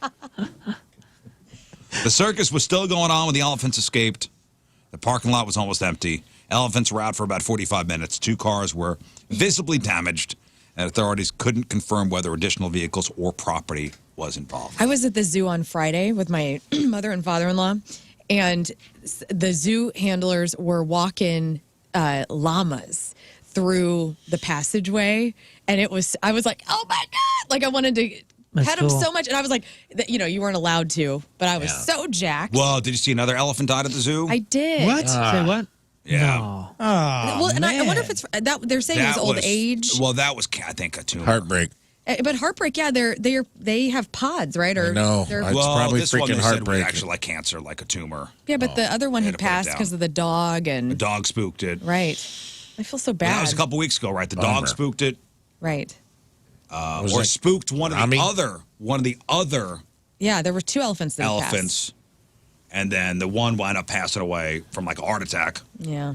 And then just recently, I think maybe last week, another one died from cancer. I Dang, think that there's sucks. 2 left at the zoo. Oh my gosh. Well, it's as far as elephants going away. I think that was that circus in 2014. I think that was last Yeah. hurrah for the Yeah, for the I don't think elephants. I, I think Shrine they- circuses I think they anymore. were done after that. I got a daughter that is like on her way. We were talking about it last night. She is on her way to working at that zoo. Yeah. That's her dream, and she is like animal lover through and through. She wants to be do vet stuff, but she wants to own her practice and have this whole like compound and all that. But she wants to really get in with the zoo and work there. And I was like, that seems like such a sweet job. Well, good thing we have a zoo here. I'm sure they would love to have her. And I met a lot of the people intern down or- there too. The guy that like runs the cats and the bears. That guy's crazy in the best of ways. He's awesome. At the zoo? Oh yeah, dude, he's so cool. And like when he walks by and like he'll wave at the bears and the bears will wave back. I'm telling you, dude. I spent a few minutes with him and we walked around, and then some of the sea lion trainers were kind of showing us like some of the behind the scenes things and let us like paint with them and all that, dude. What a cool gig! What a cool zoo! I we was had. speaking of bears. I was also at the zoo independently Friday, which is we're becoming the same person with comics, and it's that time of year where the animals are kind of out. Yeah, the More of them temperature were out rules. than normal, and we walked past the grizzly exhibit. We might have to revisit how many of us it would take to kill a grizzly because they were those up. things are huge. They were up by the glass, and they were interested in the people. Yeah, they wanted to eat the kids. And I was like, damn. No, when you go up near the polar bears, Whoa. when you see the size of a polar bear up close, because they got that polar bear exhibit, Yeah. Oh, dude. then you realize that thing. Yeah, not just the bears, but the cats too. So remember when you go around the lions and the tiger over there, that cat guy, that guy that's like friends with the bears. I forgot his name, but like somebody knows it out there. That guy is awesome. He took us down. He took me and David Freeze down to meet the tiger. And Freeze is a tall guy. He's what, 6'6", 6'7"? And David Freeze? Yeah. I don't think he's that tall. He's pretty damn tall compared to me, I'll tell you that. But they had That's your name. He's 5'9". they had a tiger. Name drop. They had the tiger down there. 6'2". Stand over 6'2", that's it. He's That's a it. giant to Yes, me. thank you. Anyways, they had a tiger stand over him, and it stood up like this, and it was 3 or 4 heads above David, and then they put a piece of meat up there and had the tiger. Dude, when you get that close to an animal that's that big, it is something primal goes off in your brain and says, Yeah, "Get me man. away." This thing is Gonna too get big. mauled. Maul it. All right, one more Too thing big. on the animal tip here. On Sunday, residents of Florence, Oregon, celebrated Exploding Whale Day. Exploding Whale Day. Oh, yeah. It's a big That deal. is a thing. Yeah, is this like beached whales and they put the dynamite in them? Yes, this was the 53rd anniversary of when they really screwed up the disposal of a beached whale. And they used dynamite to blow it up, and it was a huge mess. Blubber everywhere, I bet. It was, well, I pulled the original news report on it. Oh, great. This is from November 12th, 1970. Residents in the coastal city gathered to mark the 53rd anniversary of the exploding whale incident. It basically put this town on the map. Idiots.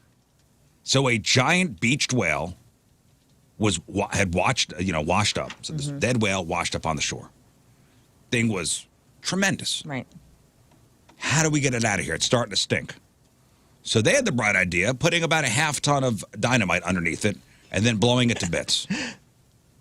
Genius. What could go wrong? Yeah, we'll just scoop up a bunch of small parts and it'll be easy. So Now, let's get this thing out of here. Well, hop in the time machine and go back to 1970. Here's the news report. The Oregon State Highway Division not only had a whale of a problem on its hands, it had a stinking whale of a problem. What to do with one 45-foot, 8-ton whale Whale. dead Whale. on arrival? on the beach near Florence. It had been so long since a whale had washed up in Lane County, nobody could remember how to get rid of one. In selecting its battle plan, the Highway Division decided the carcass couldn't be buried because it might soon be uncovered. It couldn't be cut up and then buried because nobody wanted to cut it up. Nobody wanted to cut it up. The dynamite it was, some 20 cases or a half-ton of it. The hope was that the long-dead Pacific gray whale would be almost disintegrated by the blast and that any small pieces still around after the explosion would be taken care of by seagulls and other scavengers. Yeah, so they got the perfect plan. So they're going to put a half-ton of dynamite underneath this thing.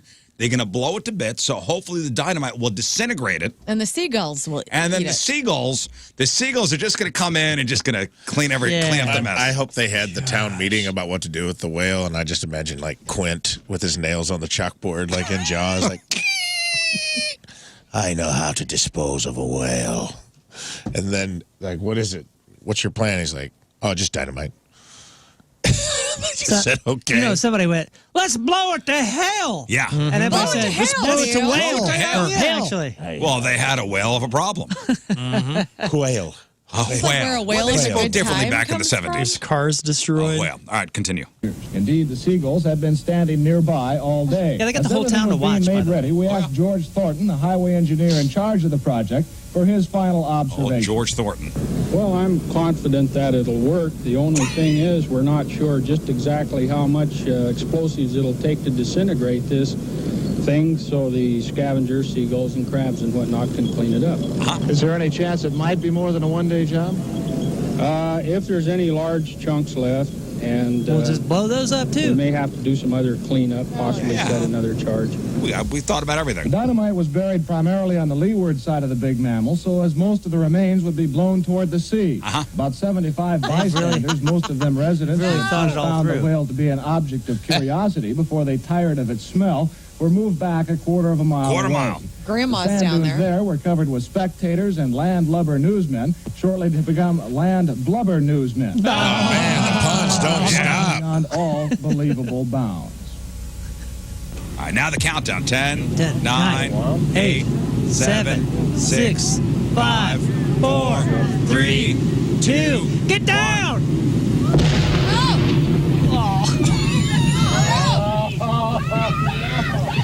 All right, Fred, you can take your hands out of your ears. Here comes pieces of Dude, Oh, the they thud. blew Here come this the whale. pieces. Stopped rolling immediately after the blast. The humor of the entire situation suddenly gave way to a run for survival as huge chunks of whale blubber fell everywhere. Pieces of meat passed high over our heads while others were falling at our feet. But listen, the huge pieces- chunks- he goes- pieces of meat passed over our head. The He goes, thud. Is that huge. all whale meat? Oh, yeah. He goes, huge chunks of whale blubber were everywhere. Chunks Way of to meat a run flew for over our head. survival as huge chunks of whale blubber fell everywhere. Pieces of meat passed high over our heads while others were falling at our feet. The dunes were rapidly evacuated as spectators escaped both the falling debris and the overwhelming Oh, look at smell. that. Destroyed cars. Look at that, dude. The entire roof of this car is caved in. It destroyed cars in a parking lot From what? from whale meat. Big pieces? Yeah, Dude, it was falling A everywhere. half-ton of dynamite. Turkeys everywhere. It blew chunks of whale everywhere. Blue chunks. Continue. A parked car over a quarter of a mile from the blast site was the target of one large chunk. The passenger compartment literally smashed. Fortunately, no human was hit as badly as the car. However, everyone on the scene was covered with small particles of dead whale. As for the Whale. success of the effort, well, the seagulls who were supposed to clean things up were nowhere in sight. Nowhere. They were scared away by the explosion. The hell with this, kept y'all are away by crazy. the What a smell. bunch of That idiots. didn't really matter. The remaining chunks were of such a size that no respectable seagull would attempt to tackle anyway. As darkness began to set in, the highway crews were back on the beach burying the remains, including a large piece of the carcass which never left the blast site. Man. Well, I'm confident that. What did George Thornton have to say in the post-game interview? A lot of Things didn't go as planned. Good Lord. I've never seen that before. Yeah, lot of that's wild. seagulls are not respectable too. You know what I'm saying? I don't even, who even No knows what they respectable were seagull. doing. No, scared all the seagulls away. No respectable seagull. I know what we'll do. We'll blow We'll it blow up. it up. That's something I would suggest. Yeah.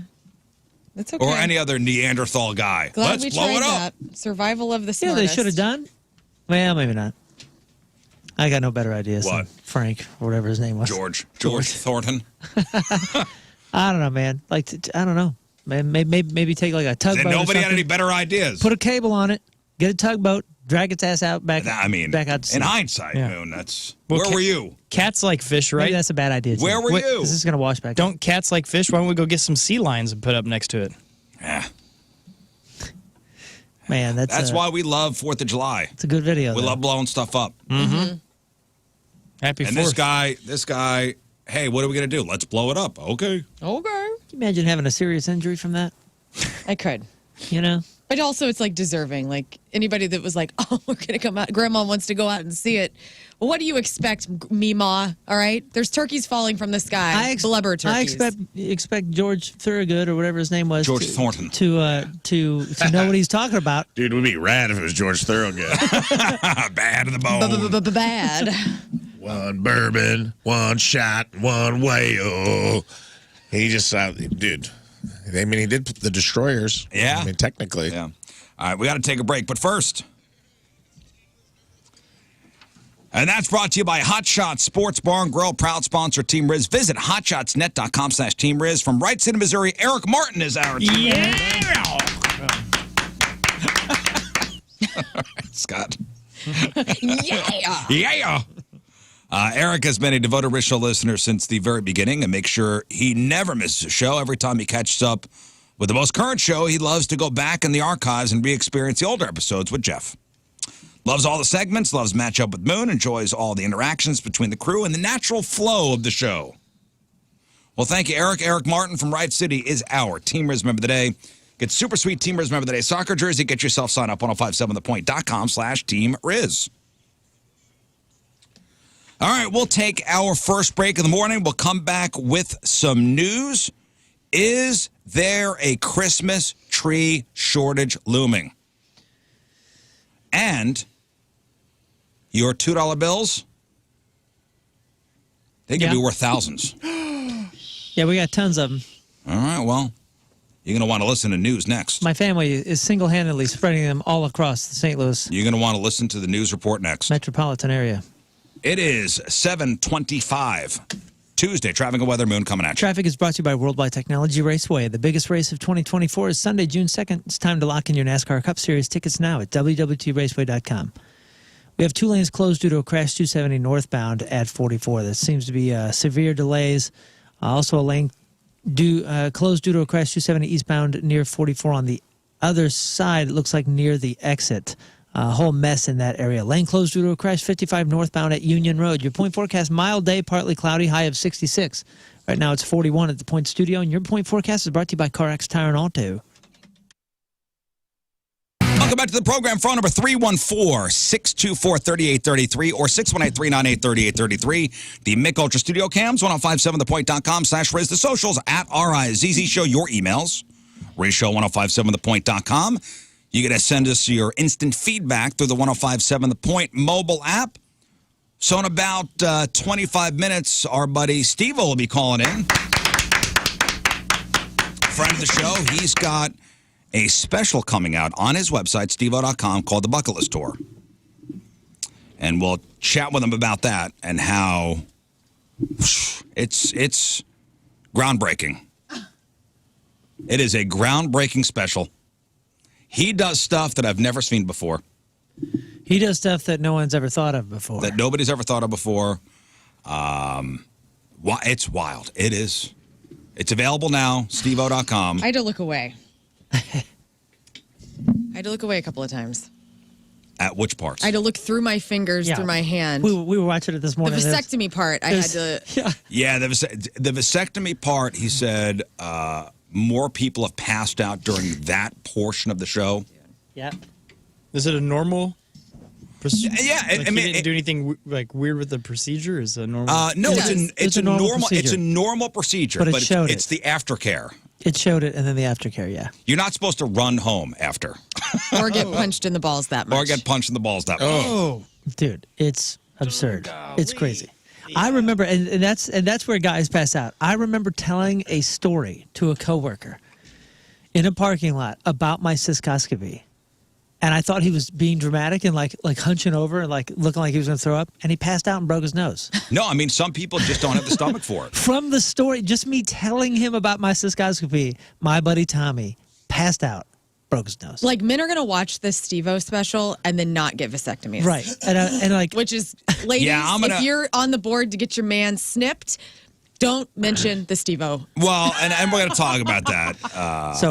I think I'm ready. If I talk to Tommy, I'm going to tell him, hey, man, you can't watch SteveO's special. Right. You will first 100% go down.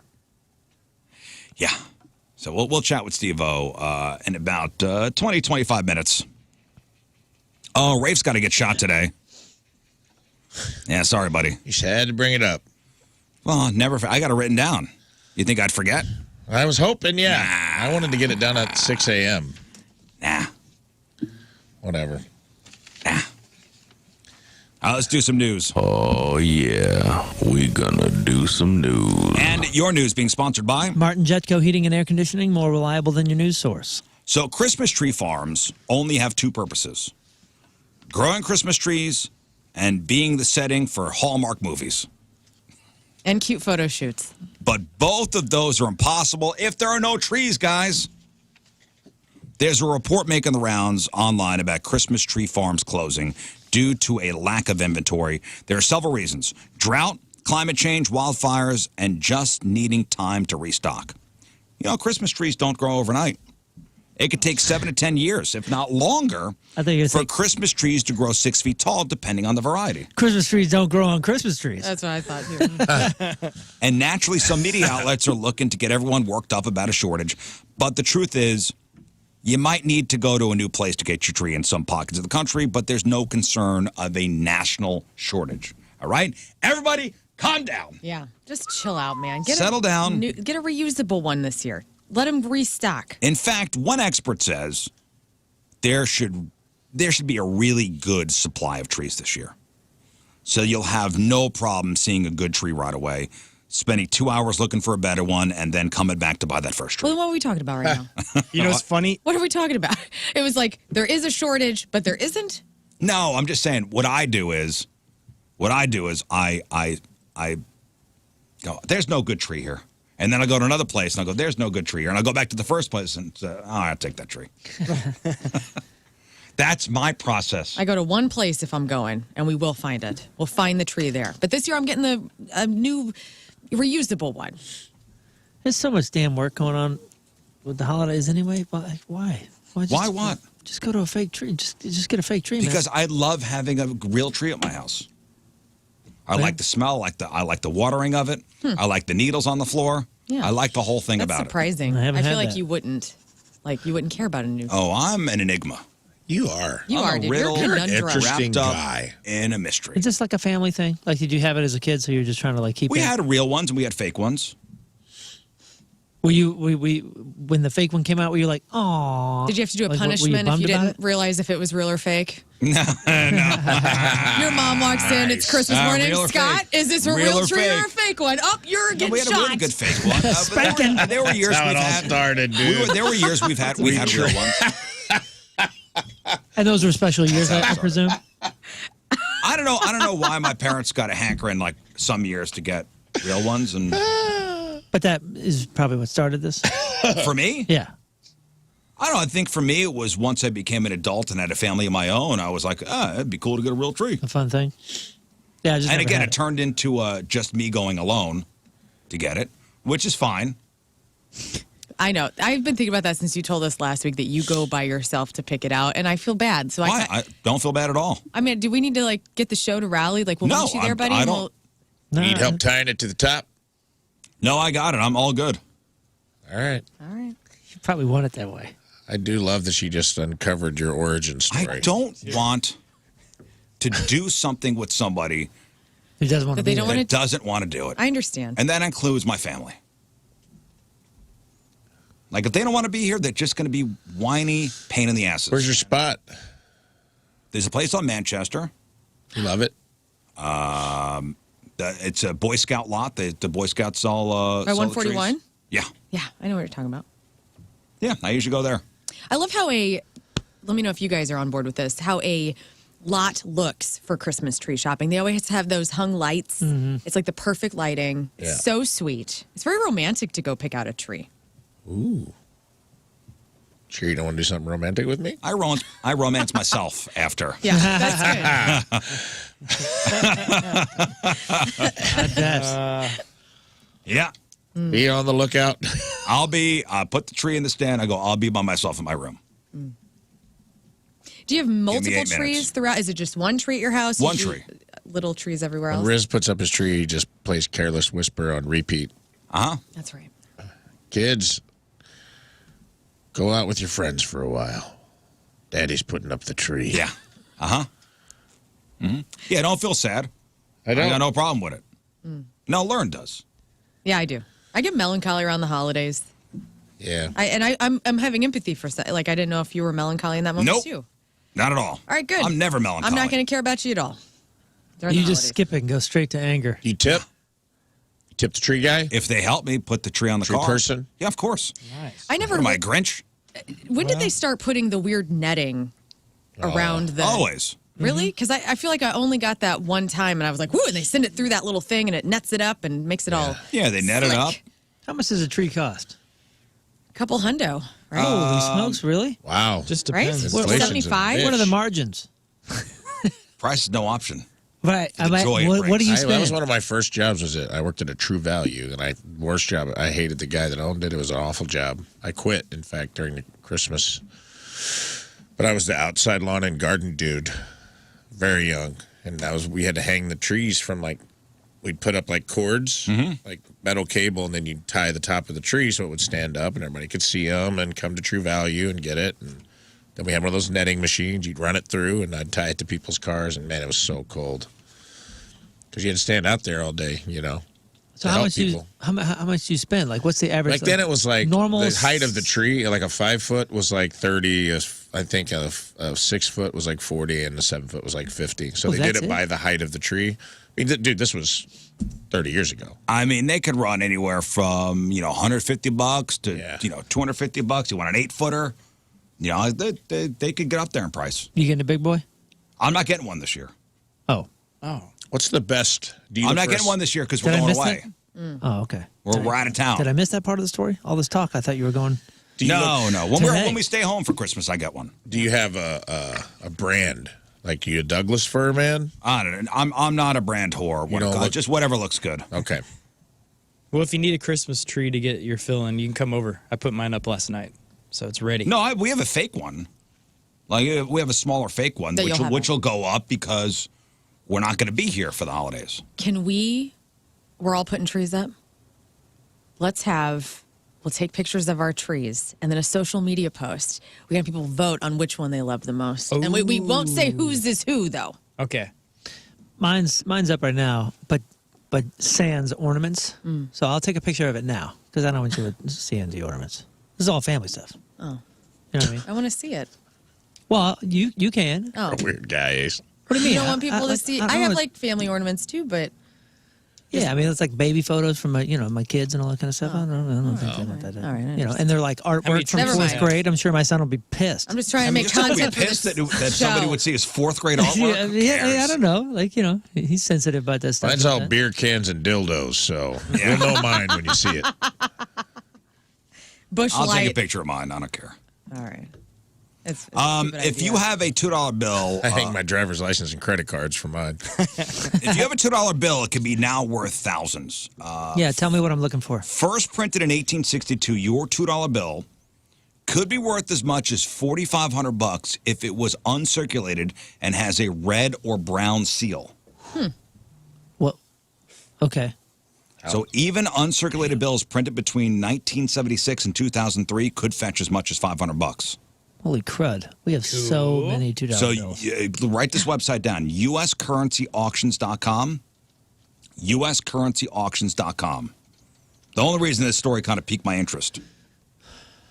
We are single-handedly the family that is circulating these in St. Louis. I assure you, we're the only people doing it. And because probably 1 out of every 3 times we hand them over, a cashier goes, Yeah, because I've never seen one and before. isn't sure if they're real. But look for this red or brown seal. Every time. And it could be worth as much as $4,500. It just happened in a drive-thru the other day, and they were like, you can see the gal grabbed like the marker, like the $100 bill marker, and was like, do I mark this? What do I do? And I was like, listen, if I was going to hand you fake bills, they'd at least be 20s. I know, but here's the thing: if you owed me money and you paid me $2 bills, you're a jerk. Oh, really? Oh, okay. Absolutely. I think it's the best. Now My I know where they're going. cousin Jeff started doing that around the late 90s where he would go to the bank every time, get a few $100s out in $2 bills. So it's a weird flex and it's a weird move. It's the best. You never see It's a them. dick move. He loved it. It was a tradition that my grandparents did for us, and my dad has carried it on, and he gives $2 bills to the kids. So the kids, I'm just saying though, love if those. let's say you owed me $20, and you gave me 10 $2 bills, I go, what are you doing? Give me a friggin' 20. it's likely. All right, here's the thing. It's likely because the only cash Give we have me in the a- house is give me a $2 20. bills. Yeah. St. Louis, instead of Venmoing me the electronic cash, just hand me $2 bills. That's what I want. You know why? Because I don't want this to be a hassle every time I give a bill over to somebody and I have to explain stuff. Just give me a 20, you douchebag. Yeah, give me the $2 bills, give him the 20. I don't want to have to explain every time I hand the bill to somebody. Yes, it's real. How It's a $2 bill. excited would it be if you go to the East Side and you're a stripper and instead of ones, somebody's handing you twos, man? They don't want that either. Are you kidding me? I would. If I were a dancer and somebody's instead of ones, Yeah, don't put you're that in doubling your somebody's- profit. I'm Don't putting that in speak somebody's for them. head. Don't They don't speak want for $2 them. bills. As a Just give me former regular dancer. currency. You're the only person that yells about being given money. As But a it's- former dancer, I think I would want something more than a $1 bill Well, yeah, anytime. but for our caliber in this room, we're getting Just dollars. take Sacagawea coins So, into I the mean- strip club with you. Yeah, they start Right. throwing. They're just money. They start throwing quarters at people. I'd have a little pouch for all my gold coins. It's like if you paid me in pennies. It's money. Yeah, it is money. But you're a dick for paying me in pennies. I know, but different. pennies is different than $2. dude. A penny is worth less that I could give you in another way. I'm giving you a bill that's now worth double the typical bill. Right. In fact, I think all the bills should be doubled. Yeah, Just give me let's a get rid of 20. the ones. No. I think Lern's hit something. Let's get rid of ones and make twos the new ones. Because inflation sucks and we're already there. Yeah. The dollar can't get you nothing. Well, back in my day, the dollar could get you plenty. You don't need that to become your thing. Yo, and somebody in the chat makes a good point. You know what's the greatest thing about the twos? What? They are fresh and crisp and clean. Yes, they're Boy, they always- haven't Yeah, been man. passed through 50 million hands yet. Sure. Yeah, they are what's good weird- cocaine bills. Yep, clearly. That doesn't need to be your thing. It is weird how they're often not at a bank. He'll ask for them, and I'll be like, we don't have any more. Every cool old man I know gave me a $2 bill. Yeah. Art, my next door neighbor growing up, $2 real? bill. Art. Twinkies and $2. But dude. does this guy need? My thing is to hand out $2 bills. You have things already. Me. You don't need grandpa. another thing. Well, I didn't choose this thing. This thing came upon me. Dude, that's okay? your face tattoo. A $2 It's a $2 bill. bill. Just the whole bill. And let shrunk the it down to- industry come crawling back to you. Who's on the $2 bill? Did I miss that? It's a Hamilton, right? It might be Jefferson. $2 bill president Jim Thomas Jefferson. Jim it's Carrey. Jefferson. Jim Carrey's on it. The Mask. Jim Carrey from The Mask. There was a time when all the cool cars had fuzzy dice hanging from the rearview mirror, and then the fun police banned them just because they obstructed the driver's view. Right. I remember Safety, this. huh? Well, now the National Highway Traffic Safety Administration wants drivers to stop putting rhinestones on their steering wheel. There's apparently a growing trend of people putting decorative emblem decals over the vehicle's logo in the center of the steering wheel. So I could say you drive a Chevy, and in the middle of the steering wheel is a Chevy symbol. Well, people are putting rhinestones. They're bedazzling. They're bedazzling their steering wheels. Good luck with this. And officials say, the bling might seem pretty fun, but it's dangerous and even deadly, guys. Yeah, just buy one of those gaudy $12 things from Target or Walmart in the back in the auto thing that have the rhinestones already on it. It's a wheel cover. Mm-hmm. Yeah, that way you can, you Take it off. Well, why would this be a problem? Airbag? Yes. Oh, because now you just created a grenade? Yeah, you've basically created shrapnel Yeah. Damn. for when your airbag deploys out of the middle of your steering wheel. Some of these about women that. would like to be bedazzled to the face, though. So Good point. the women that are doing this, and men possibly they want rhinestones lodged into their pores. It's true. If the airbags deployed, those decorations could become shrapnel-like projectiles. They say at least one driver lost an eye Yeah. when an emblem with rhinestones got dislodged in a crash and hit the driver in the face.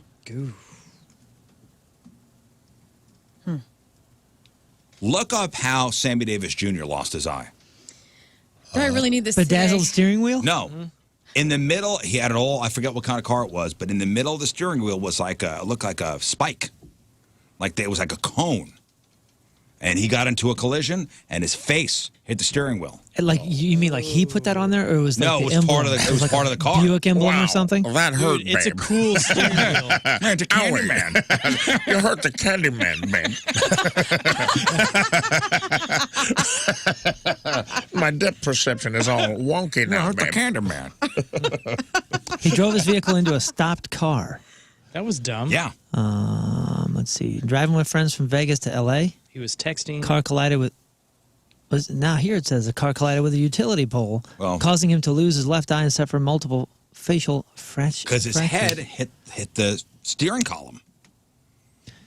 And they say it was like a cone-shaped, like decorative piece that was on the steering wheel. Bam. Face right into it. That's why a man of his height should have had yearbooks underneath him. So what happened? He would have missed the steering wheel. That's how I always drive. That's right. But yeah, don't bedazzle your steering wheel, idiots. Walmart is rolling out a new sensory-friendly hours to help those who are overstimulated. Nice. We want people to feel comfortable while shopping. So if you go into a Walmart, and I think they've started doing it this week, all U.S. locations will be more relaxed between 8 a.m. and 10 a.m. The overhead radio will be turned off. Lights are going to be dimmed. All televisions will hold a still image to make the environment less stimulating. That's amazing. Whoa, interesting. That's really cool. I think that's my kind of shopping too. What happened? It's like chill shopping hours for maybe people who are on the spectrum. Who or- have, autistic or Yeah, on the spectrum. I love this. That get overstimulated. You know, like I know at Six Flags they have like a room, Quiet room? like a quiet room for people. And Walmart's going to start doing this between 8 a.m. and 10 a.m. Very neat. For anybody who's pushing back on this and being like, ooh, this is something that a person with disabilities, like this is essentially making a vibe into what, like for somebody's, if you are on the spectrum and, like whenever they started making it where, for public places, they had to have wheelchair accessibility and like that's mandated, like they have to have that to stay up to the standard codes for buildings and whatnot. This is just another level of that where people who maybe need to have like their sensories are overloaded. They need to have a time would where they people can be go against in. this? Right. Well, there will always be somebody who's like, But I "These don't people." understand. Yeah. Oh, now we don't accommodate that? But they're just lowering the lights. Right. They're And just shutting off the doing some radio. good, man. I do feel bad for the morning radio show at Walmart. That, how they have their own radio station? No. No, I didn't know that. Yes. do tell. So they have a morning show. They have everything. Well, between So I feel 8 bad for and those 10, folks. What are you talking They're about? off the air. You talking about some Robin Williams Good Morning Vietnam stuff like Basically, yeah. for Walmart? Good Really? morning, Walmart Yeah. shoppers. That's I awesome. don't think I've ever been to Walmart. Coming in the to you morning. from Arkansas, Rogers, wherever Walmart's based. I'd like to experience this though. This you said 8 to 10. Yeah, 8 I to could 10. handle this. Walmart. Sensory-friendly hours. I'm down. This is my co-host, Bill. Bill, did you hear about the sale going on? But here's the thing, like, you can over still- with the Depends. You could still get whatever you want. It is the talk of the Walmart town today. It's Benton, right? Benton, Arkansas. I don't know. I Yeah, forgot. Bentonville. Bentonville. And they say during these hours, we hope our customers and associates will find the stores to be a little easier on the eyes and ears. That's great. That's cool. Don't affect me in any way. No. In fact, it might make me Yeah, it shop makes at those life hours. good. Complaining honestly. to complain for no reason. Yeah. Tyson Foods has recalled 30,000 pounds of dino nuggets. Oh, man. Lots of parents probably Are picked they those rotten? up. Some customers say they found metal pieces inside the nuggets. Whoa. That's from the meteorite. Check your bag to see if it has a best if used by date of September 4th, 2024. The questionable nuggies.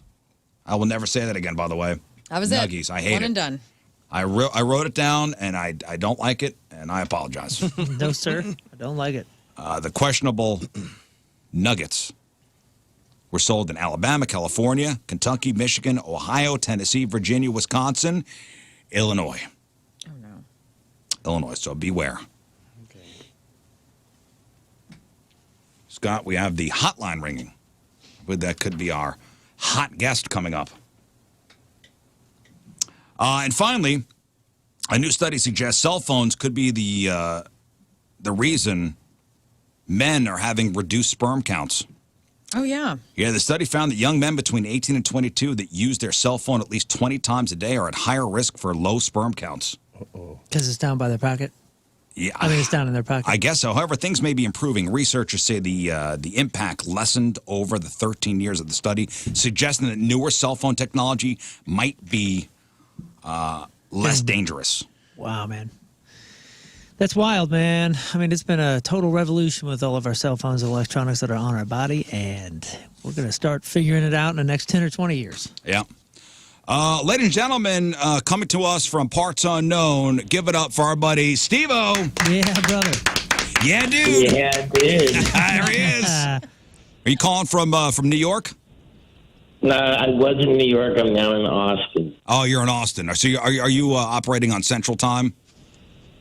It is 8 a.m. right now. Not a Stevo hour. I know. And, and here's the thing. When we set up you calling in, your people are like, he may be in New York on Tuesday, so it's going to be an hour ahead of you guys. We know Stevo don't like getting up early.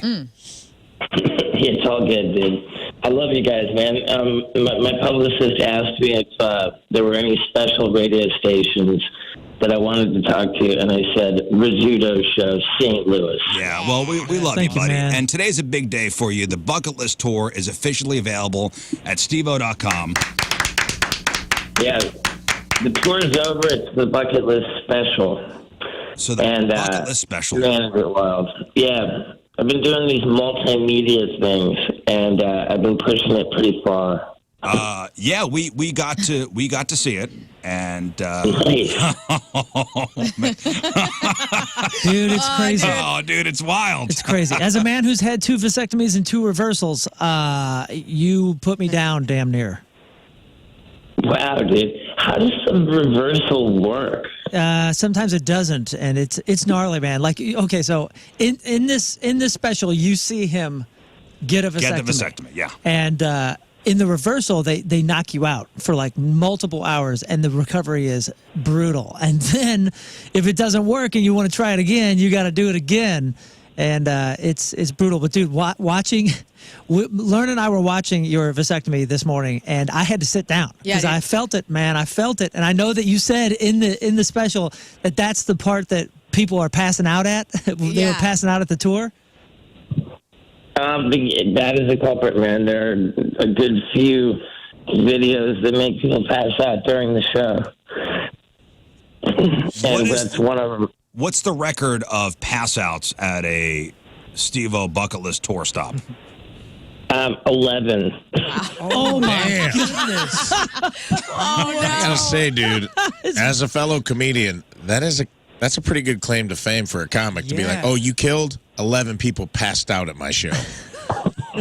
It's crazy, man. I mean, as soon as the tour started, we noticed that people were passing out. And like, I never wanted that to happen. I wasn't like, it wasn't a goal. But once it started happening, I was damn proud. Yeah. Yeah, that's pretty cool. Well done. Can you look out into the audience as your video clips are playing on stage and watch people and just know this guy's going down? What's the look they give? I mean, I don't, like, I'm not on stage when the videos are playing. And it's like a time delay thing. Like, the video will play, and then, like, a minute or 2 later, that's when the person will pass out. Sometimes it's even a little longer. And it's not anything I notice, man. Like, I've been fortunate to graduate to bigger venues. Yeah.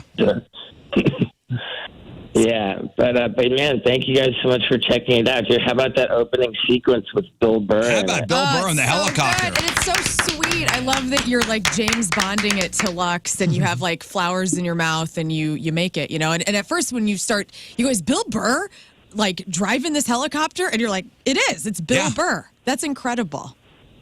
Yeah, like, what a bro, to have him sign off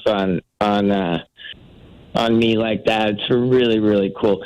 I mean, can you guys believe that I've been doing stand-up for 13 years now? Yeah, it's Dude, wild. it's amazing, and that's what I was just thinking of. Like, man, we've known each other for a number of years now, and like seeing you grow with the touring and with all that kind of stuff. And your socials right now are it's so awesome to see you not only growing with the career, with the venues that you're playing, the successes and all that, but with your podcast. And I met Novak not too long ago, and seeing all the stuff that you've been doing with sobriety and that podcast and everything is absolutely incredible, dude. You're crushing. Well, Steve, I just want to bring up that when you first came on the show, you had just started doing stand-up, and you were really, and we talked about this, kind of fighting for acceptance. Do you think you've achieved it now? I think that no matter how long I do it, I'm never going to be known for it, and I'm fine with that. And over the course of these 13 years, it's been it's like my worlds have just grown closer together and closer together, and now it's like I've stumbled on this thing that's like Jackass meets stand-up, and it's crazier than ever. And so I'm comfortable with that, and I've just got my own unique, original approach, which works really well. And I think a lot of people won't want to call it stand-up, and that's fine. But yeah, I've carved out my own place, and I think that's awesome. Well, your stories are great. I mean, the way you introduce every one of the segments, you kind of tell a story, and it really is. And you mentioned this at the beginning of the special. It really is it is a love story between you and your fiance. The fact that she's so involved in all the stunts is astonishing. And you even said after the one thing with the fan, when when the ish hits the fan, you said, "This is the woman I'm going to marry, and I need to put a ring on it." Big time, yeah, big time. And then as the show progresses, you find that the stunts go in a distinctly descending order of her approval and support. Like, you go through the show and, like, she's a little less into it. And then, like, the next stunt, like, all of a sudden she's not showing up. Yeah. And then, and then she's, like, really kind of, like, making a stance against it. And then it's just, like, bothering her a lot. And we've got, like, serious relationship conflict. Well, has she said no to anything like, hey, I don't want you doing this? Yeah, like the thing with the airplane. Yeah. She was that bothered her a lot. Women are weird about We'll just call the stunt skyjacking. Yeah, skyjacking. Yeah. But can I just say, for Lux's sake, I loved that she painted your jean shorts on you. Like, there was a part of the special where you needed to have shorts painted. And man, like, as a wife of a man, like I know what she was thinking, and the support she is doing when she's painting your balls and your butt crack is just so unmatched. That's love right there. It is love. Yeah. Originally she didn't really love that one. She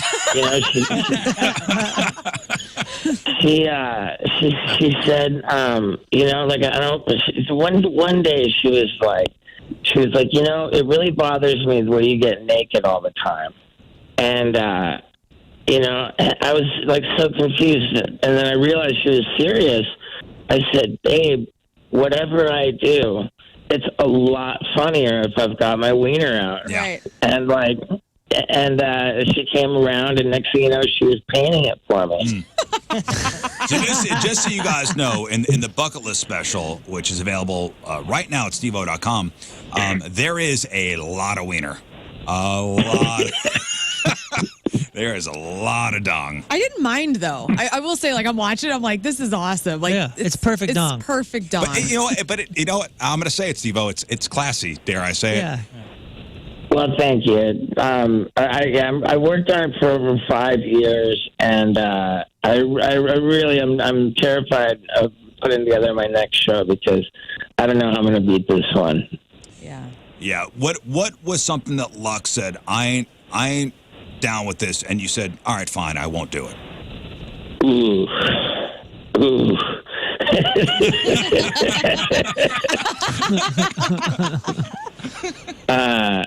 I'm not. I don't really play that.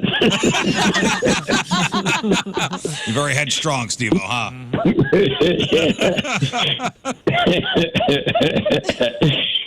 Yeah. I mean, work is work. Yeah.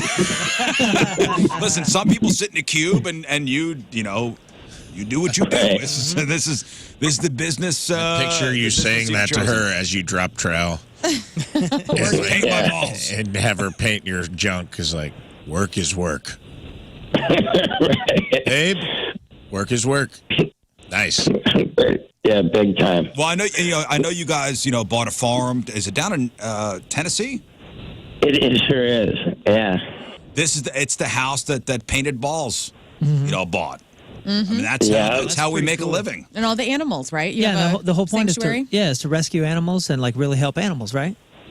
Yeah, that's the whole deal, man. So awesome. And we're taking our time, like setting it up. Like we'll be there all next month, but yeah, we're not like moving there right away or anything.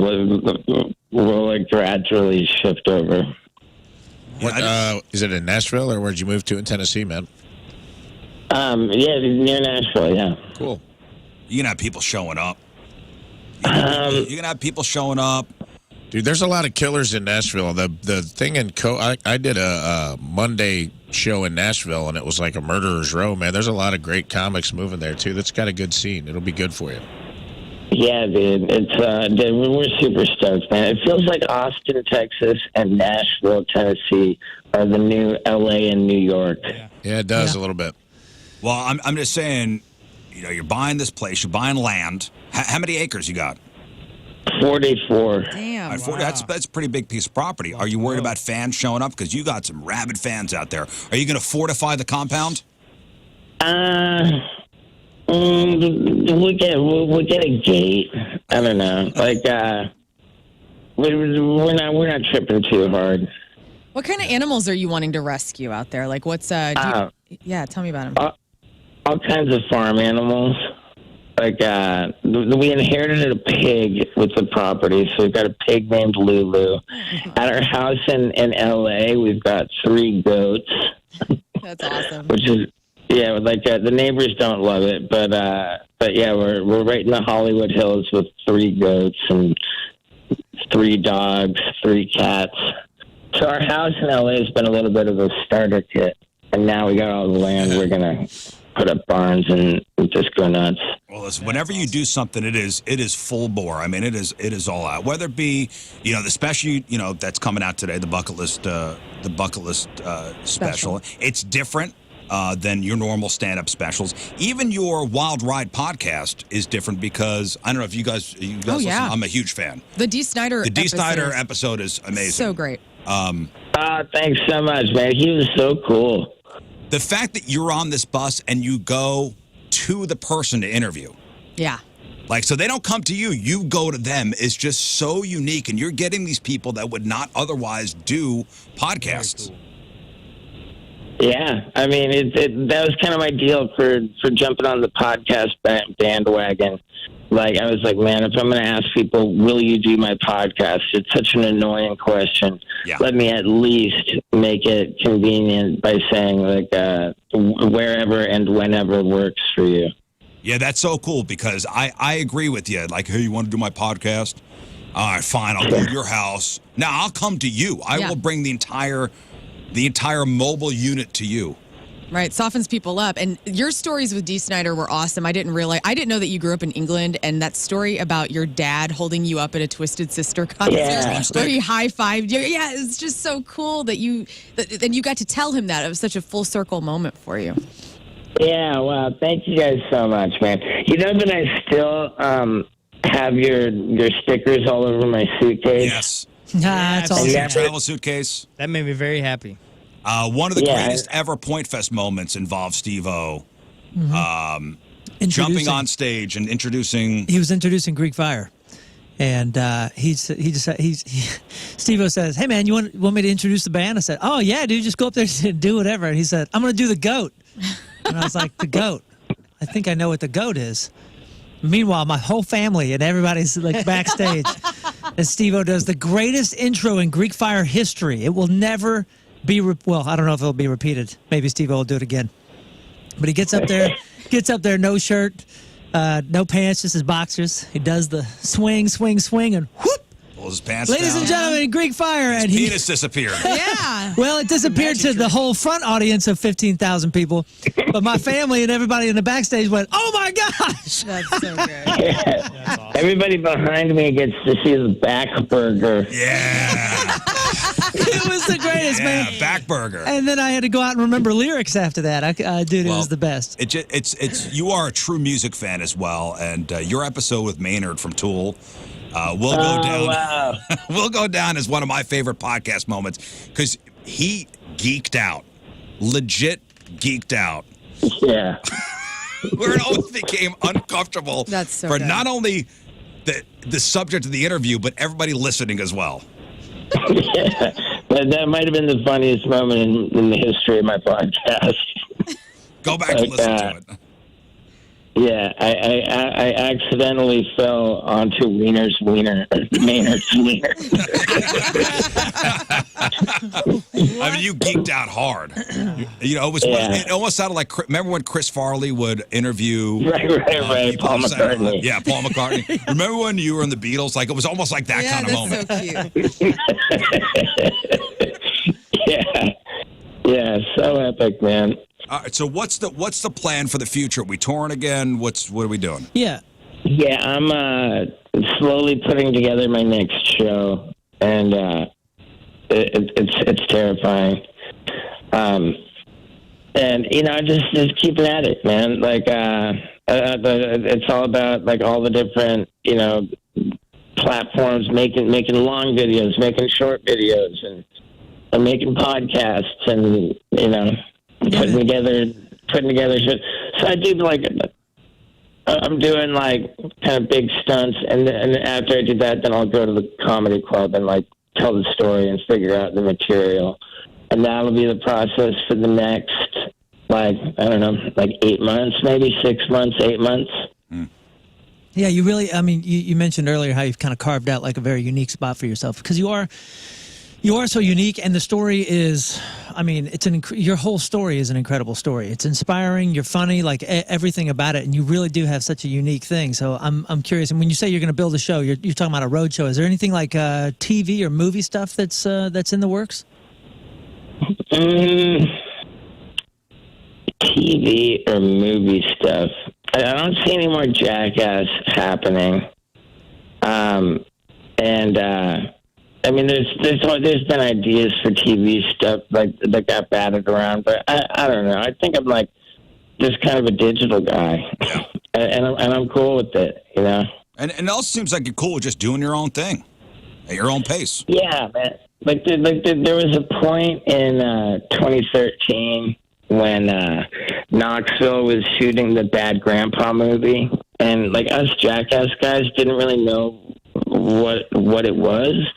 But we knew that it was under the Jackass banner, and so it felt like, well, they're making a Jackass movie without us. Like, we felt like the Jackson 4. And, and it was just such a tough time, and I was trying to pitch a TV show, and nobody wanted it, and I just felt like I was just at the end of the road. And a couple people told me, man, you gotta get on YouTube. And that felt like really depressing. Like, man, it just felt like kind of lame, but I did it just to try to stay sane. And in doing that in 2013, I didn't even realize how big of a deal that was going to be, to just take the power, to take control. And since then, I mean, of course, it's been 10 years now, and I don't need permission from anybody to do anything, and I've built a pretty serious audience. It's just rad, man. You know, like I love being a digital guy. Well, dude, you're killing it, man, and you're like a pioneer, you know, as far as the podcasting goes and the YouTube stuff goes, and there is nothing like the bucket list special anywhere. Nope. Anywhere. Never seen This anything like that. is this is a one of a kind thing. You'll want to see it. You will want to see it. Yeah, thank you guys so much. It actually at 6 p.m. Pacific, 9 p.m. Eastern is like the worldwide digital premiere tonight. Okay, so and then you can pre-order it now, though. Yeah, and then there's a live Q&A after the initial stream, and it's on video demand. It just plays whenever you want it. After that until January. I think we're doing the VOD until January 1st. So, dude, congratulations! Yeah, congrats, dude, man. You're killing it, and we love seeing all the success. Man, I appreciate you guys so much, man. Thank you, guys. And hey, whenever you need something to promote, please, keep us in mind as far as coming through or coming on the show. You always got a place with us. And come to Point Fest this summer. Just come in town. Yeah, come to town. Yeah, man, I would love that. I would love that. My man Moon's got my number. Patrick's got my number. Yeah, I'm sure you guys do. Hit me up whenever, man. I always love to hear from you guys. Yeah, you dude. will. Heck yeah. There he is, the great Stevo. Congratulations, dude, Thank you, man. Enjoy the ride. Hell yeah, man. Right on, guys. All the best. There he is, Stevo. Love that guy. It's so cool. That dude rules. One of a kind. Yeah, one of a kind. Absolute one of a kind. And that suitcase, by the way, that was one of those highlights of, I don't know when he put the stickers on there. After but the first time he came through, he slapped our sticker on his Rolly suitcase, and I guess he's still rocking it. That's awesome to hear. That's great. So it's the bucket list special, SteveO.com. I guess you could pre-order it now, and then the premiere is 6 o'clock Pacific, so 4 o'clock Central tonight. We got it on the socials, too. All right, welcome back to the program. Crab on Celebrities here in just one moment. Today is November the 14th. Back in the day, 101 years ago, 1922, the BBC begins their first radio broadcasts in London. 37 years ago, 1986, one of the best sports movies is released, Hoosiers. That's a good one, huh? Yeah. I like that. I love one. that one. A special memory attached to that movie. Oh, with the porn and school. But did you know? Well, fun fact about Hoosiers: Jack Nicholson wanted to play the lead role. However, he couldn't because of a scheduling conflict. He was testifying in some kind of fraud lawsuit against MGM and couldn't work for 6 months. And he later told the director of the movie, "Hey, man, the great Gene Hackman was terrific, but it would have been a mega hit with me as a star." Whoa, no what way. a dick. Jeez. Yeah, Gene Hackman. Yeah, okay. Sorry. Gene Hackman was great in that movie. He's the man. That's the man. You don't get better. Yeah, than Gene Hackman was great in that, but can you imagine Jack Nicholson in Hoosiers? Kind of. Would have been like With a the sharp scary eyebrows? drama. No. Yeah, I mean, kind of. I don't know. Oh, we're thinking of Yeah. sharp eyebrowed. All right, so when you think older of guy. when you think of Jack Nicholson as You an gotta- actor, what comes in your head? Brows first. But Yeah, the what big smile. role of his comes? Batman does first. Then Shining. as good Yeah, as it Joker gets. comes first. Yeah, then as good as it gets. Funny enough, and then after that, it's One Flew Over the Cuckoo's Nest. That when he's kind of leaning like this with the smirk on his face in the hospital. That visual. Go The so Shining crazy somewhere else. We're all stocked up here. The Shining doesn't come into your mind. Yeah, that's my favorite. That's the Shining is best. probably- That movie is amazing. Yeah. His So The lines- Shining before Joker. Joker comes up first for me when I think of I Nicholson. think Here's Johnny. That's like his iconic. Yeah. If you said Here's Johnny, who said it? I think I just see. I mean, his face on the poster, like through the door. Yeah. Pretty iconic. I mean, Jo- Joker is. Joker was the first role I ever saw him in. I think if Joker's something's good. got to give when his ass is hanging out. Wait, what? He's dating Diane Keaton after he dates her daughter. What a weird movie. Ever I seen never it? saw that. It's not worth it, but just maybe like 30 minutes of it. It gets real weird. The end of it's real weird. Why is it not worth it? Is it just dated? He's dating Amanda Peet, who plays Diane Keaton's daughter. Okay. And Diane Keaton is like a cool, like single mom, author. Cool mom. She doesn't need to have no mans in her life. Yeah. And then Amanda Peet has daddy issues, and so she's dating older men. She's dating an older guy. And then Jack Nicholson has a heart attack, and he's in the hospital. And then Amanda Peet's like, why don't you come stay at my mom's beach house where she lives? And then she goes out and parties, and Diane Keaton and Jack Nicholson fall in love. I just saw the movie. It's Don't very need to see incestuous. it. Yeah, that's it in a synopsis. Don't need to see it. And they're doing picnics on the beach, and there's a lot of weird laughing. It's not worth it. Okay, so 35 years ago, 1988, Murphy Brown premieres on CBS. 32 years ago, I remember when this event happened. 1991, Michael Jackson's video for Black and White premieres on Fox after an episode of The Simpsons. Remember when Michael Jackson, when he would put out a video, it was a big deal. Yeah. It was Primetime TV. on prime time. I remember that. So the video was 11 minutes long, premiered on Fox after an episode of The Simpsons. Included an animated Simpsons clip at the end where Bart was watching the video and Homer told him to turn it off. The video featured Macaulay Culkin rapping. So cool. Norm from Cheers was the dad in the video. He beats on the door. I forgot about that. Yeah. Ow! And Macaulay Culkin, he rolls in these giant speakers and he hits a chord on a guitar, and Norm from Cheers flies, his recliner flies through the roof. Yeah. Did you guys walk around doing the crotch grab and putting your arm up? Okay, so and remember the video also featured lots of cutting edge at the time morphing effects. And then at the end of everybody's faces morphing into each other. Uh-huh. Do you remember the part where it was like a panther that was walking through the set? Oh, yeah. And the panther walks out the door, and it morphs into Michael Jackson. And there's he was a panther. An extended Michael Jackson dance scene featuring significant crotch grabbing. Yeah. The face morphing is above its time, before its time. It was cool. And the last part of it was pretty ill received because, Simpsons fans were watching the video, and it was a family event, and his crotch grabbing obsession was not very family friendly. Oh my gosh, you remember this part? Ronnie Roller actually had the panther. They used that video. Ronnie's Rolling Circus. Yeah, go to the Moon. Man, Scroll I to the forgot all end. about this. Yeah, but remember, so Norm blows through the ceiling and then lands in Africa. Yeah, Michael Jackson is dancing with African tribesmen. Yeah, this.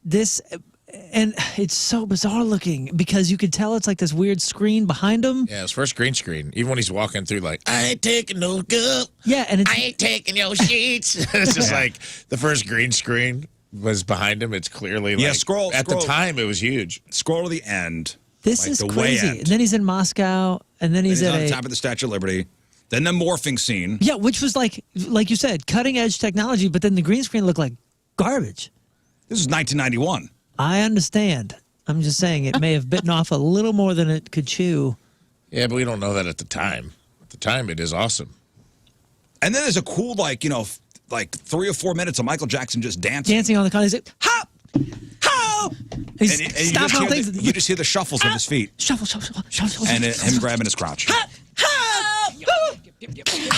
All right. That was 32 years ago today. Happy birthday, banging on a car. 25 years ago, value down. 25 years ago, 1998, Carmen Electra marries Dennis Rodman. The nation was shocked when they divorced. Yes, I was. Less than 6 months later. They're a great couple. She's a smoke show, too, man.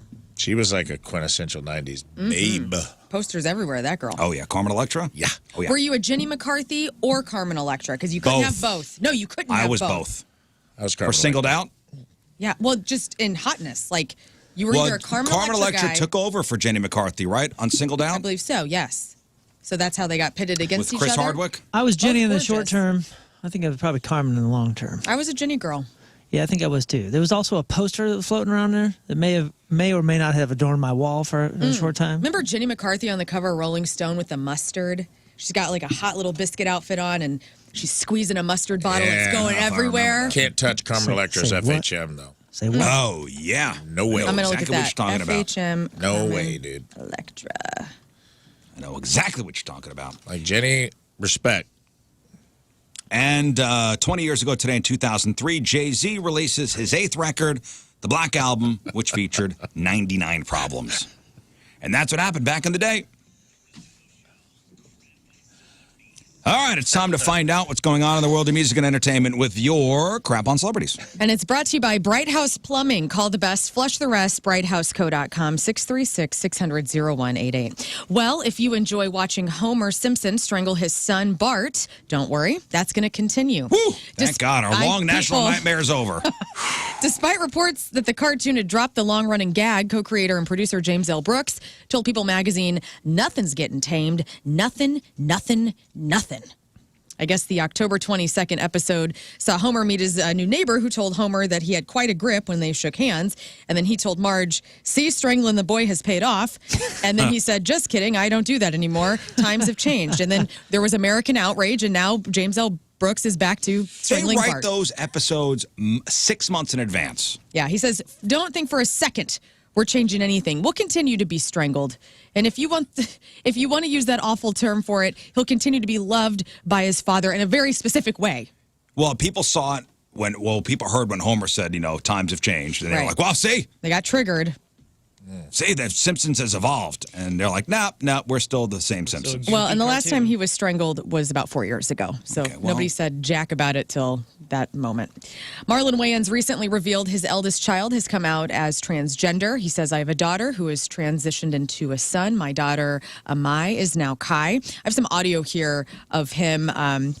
He was on a morning show talking about this. So here is Marlon Wayans giving us an update. Marlon. Here we go. I have a daughter that transitioned into a son. My daughter, Amai, is now Kai. And so I talk about the transition, not her their transition, but my transition as a parent going from ignorance and denial to complete unconditional love and acceptance. Gotcha. And I think there's a lot of parents out there that need to have that message. And I know I'm dealing with it. It was a very painful situation for me. But man, it's one of the best, funniest hours I probably could ever imagine. I think he brought Amai here years ago. We were in the old studio. I told you guys when I went and saw him, like this new hour, and I just talked to him yesterday, weirdly enough. He filmed the hour at the Apollo over the weekend. Like, he filmed his new special, and he said... I can't find it, Moon. Name drop. You can find That's a name. Drop. Give it to me. I haven't played name drop in months. Wait, I'm commenting on something that was brought up. That's a Wild name how drop? that works. Well, I'm starting a name drop. I'm bringing back the name drop button. There's been a lot of name all right, dropping hey, here. that's 2 name recently. drops for Moon and point for each of you. Anyway, what were you saying? I don't know. I don't know how to address it. does I derail talked to a one, doesn't person who we were just talking about, whose name I can't say Hey, don't without look being at it as a accused of a negative. name drop. And they said something vague. The new hour that they are doing that I will not mention. Rainbow Child. He talked about it, and I thought he talked about his family and stuff like that. And I actually thought it was. I think it's going to be his best hour of comedy. It was really, really moving. Well, to good. piggyback on Rafe's name drop, and that's great. Marlon. Kenny Rogers. Kenny Rogers said that he'll be addressing it as an upcoming special Rainbow Child to help other families who are going through a similar situation. Marlon has many kids. Sean, Howell Wayans, who's 21, whom he shares with his ex-partner, Angela Zachary, and Kai, who is 23. So if you're keeping score. BuzzFeed put a list together of costumes that actors have worn in movies or TV shows that were very uncomfortable, painful, or even damaging. And I thought this was kind of interesting. Ryan Reynolds says that the capture suit for Green Lantern he described as the most heat-conducting substance known to man. Jim Carrey said his makeup for How the Grinch Stole Christmas was like being buried alive, and it took 8.5 hours to put Oh, yeah. Dude, he used to talk about I got paid $100 million for a movie. I had to put makeup on it. Kit Harington, our Jon Snow, says the coat that he was wearing, those fur coats in Game of Thrones, weighed a ton and smelled god-awful. Val Kilmer said his Batsuit in Batman Forever was so restrictive that people had to help him sit and stand, and he also couldn't hear half the time. And Scarlett Johansson said her Black Widow costume in the Avengers was like a wetsuit. She got hot filming a rooftop fighting scene as she started hallucinating. Tell the guy that's on a roof, 100 degrees St. Louis heat, putting shingles on, that I had to put makeup on for 8 hours. Yeah. That's tougher than roofing, I'll tell you that. Yeah, try mopping hot tar. Wow. Okay? I will. Bobby Burke says the upcoming 8th season of Queer Eye will be his last. It premieres January 24th on Netflix. I love Queer Eye. Bobby Burke is the guy who, whenever they're doing the renovations to the home, he's the architect behind it, and he does such amazing work. So, I like the OG cast. Geddy Lee, are we Rush fans in this room? Yes, very much so. All right. Geddy Lee announced that he was writing a memoir in 2021. Just over 2 years later, My Effin' Life is out today. This is his second book following his big, beautiful book of Bass that came out in 2018. And I got some audio here of Geddy talking about how writing this memoir was for him. I was working through a lot of mixed emotions. We had gone through a wonderful career with my two partners, and just a month earlier, before I started the book, our drummer Neil Peart passed away. And that was a very emotional time in my life. And it brought up a lot of feelings that I needed to reconcile. And so it was a good time for me to look back at my life and to take stock and to remember what it was like in our early days and how much fun we had. And then, of course, the more difficult times life does throw at you. I'll read it. So it's a memoir? It's a memoir. My Effin' Life. Out today. Have you ever read Neil Peart's book, Ghostwriter? Yes. Excellent book about losing his daughter and wife. Yeah. It's very sad and triumphant at the same time, and his ride across America. While he was on tour with Rush, he would not be on a bus or plane. He would ride his motorcycle to all of the different destinations. And then he wrote about that traveling and just like the grief and how essentially riding through America and Canada, like obviously helped him in so many ways. Probably one of the better memoirs, like music ones that I've read. You've read a lot of them. I've read a lot of them. What's been your favorite? You know what's weird, and it's not this thought doesn't age well. The Long Hard Road Out of Hell from Manson. That was a good one. That maybe is the book I've read, and I read it way back. And it was so intriguing at the time. Read it in like 2 days, and I'm not a fast reader by any means. Yeah, and that was a good one. Scar Tissue from Anthony Kiedis was a good one excellent. Too. My favorite band book of all time is U2 by U2. I thought it was awesome. I'm just not interested in U2. Like that was. I think they're interested in you. I'm not asking them to be. Was that a book written by somebody else about the band, or did the band? It was almost like interview style, where they would get together for hours and hours and hours and just tell their stories and like tell about the band, and like it was a lot of like behind the scenes stuff, talking a lot about fights in studios and that kind of stuff. And it was really nice to hear that it wasn't like always just this perfect thing. And I wish more bands would read that. I like getting the sex, drugs, and rock and roll. I do stuff. too. I love it. Dave Grohl's book was really good. Dave Grohl's book was good. And Slash's book was excellent. Slash's book is good. Oh God, Motley Crue's The Dirt was also very good. There's a Nikki Sixx book, The Heroin Diaries, called This Is Gonna Hurt, and it's more of a photography book. But he took photos while they were on tour in like 2008, and Moon, you'd probably like that book a lot because he would go out on tour in all these different countries and take pictures of people and listen to their stories and reflect it back on his life, and how he would always tell himself like this is gonna hurt before something really crazy happened to him. And I thought that was a really Dave Navarro's book, also excellent. Never read that. About his mother getting murdered when he was a kid. Damn. Heavy. It's amazing you were talking about Neil riding a motorcycle behind the bus, because I've heard and I've known a couple drummers who, instead of being on the bus, will rent a car or a motorcycle. There must be like a somewhat of a drummer thing. First guy we ever did it, we shared a bus with Sugar Cult, and our driver was so crazy because remember we were broke, so you're getting like the bottom of the barrel when it comes to buses and drivers. And we had Kenny from Sugar Cult refused to be in the same bus as his driver, so he just rented a car and followed the tour, followed our bus for 2 months. That's awesome. Listen, drummers Drove his are own like place. the drummers are the weirdos of the band. Yeah, just like the kickers are the weirdos of football teams. He drove himself on the entire tour around the nation, drummer style, by himself. A documentary shot during 1999's Ozfest and only screened at a handful of film festivals in the early 2000s might be getting its theatrical release soon. I've been talking about this. Penelope Spheris, who did Wayne's World and the Decline of Western Civilization, now has some money backing this. I'm very interested in seeing this. So if you're a Black Sabbath fan, Slipknot fan, Rob Zombie fan, you remember all those bands from Ozfest, hopefully this We Sold Our Souls for Rock and Roll will be coming out to theaters soon. Travis Barker is being criticized for playing drums drums in the delivery room while his wife, Kourtney Kardashian, was in labor. He shared this on TikTok. It was him practicing on a drum pad to the beat of his unborn child's heart. And he said, I'm just practicing my baby's heartbeat. A lot of people said I would literally be so annoyed I couldn't deal with it. Some other people were calling this the biggest ick of all time, while other people were saying it was kind of cool. It was just on a pad. It's on a practice pad, right? Yeah, it's on a practice pad. He's just doing pediddles and things. And maybe he does that out of like nerves. That's what I was thinking. Like, guy's nervous. This guy's having a kid. Right. I mean, and Kourtney shared it, so she wasn't like upset. The dude's also a daily professional that's working on stuff and has drum beats in his. I mean, like, practices. For drummers, they can't take a kit all over the place. You take your pad. And he's doing it to the beat of his kid's heart. And if they're sitting there waiting for 8 hours, what else is a drummer going to do? That's true. What else is the most famous drummer on the planet going to do besides, do little paradiddles and things? Candy Crush.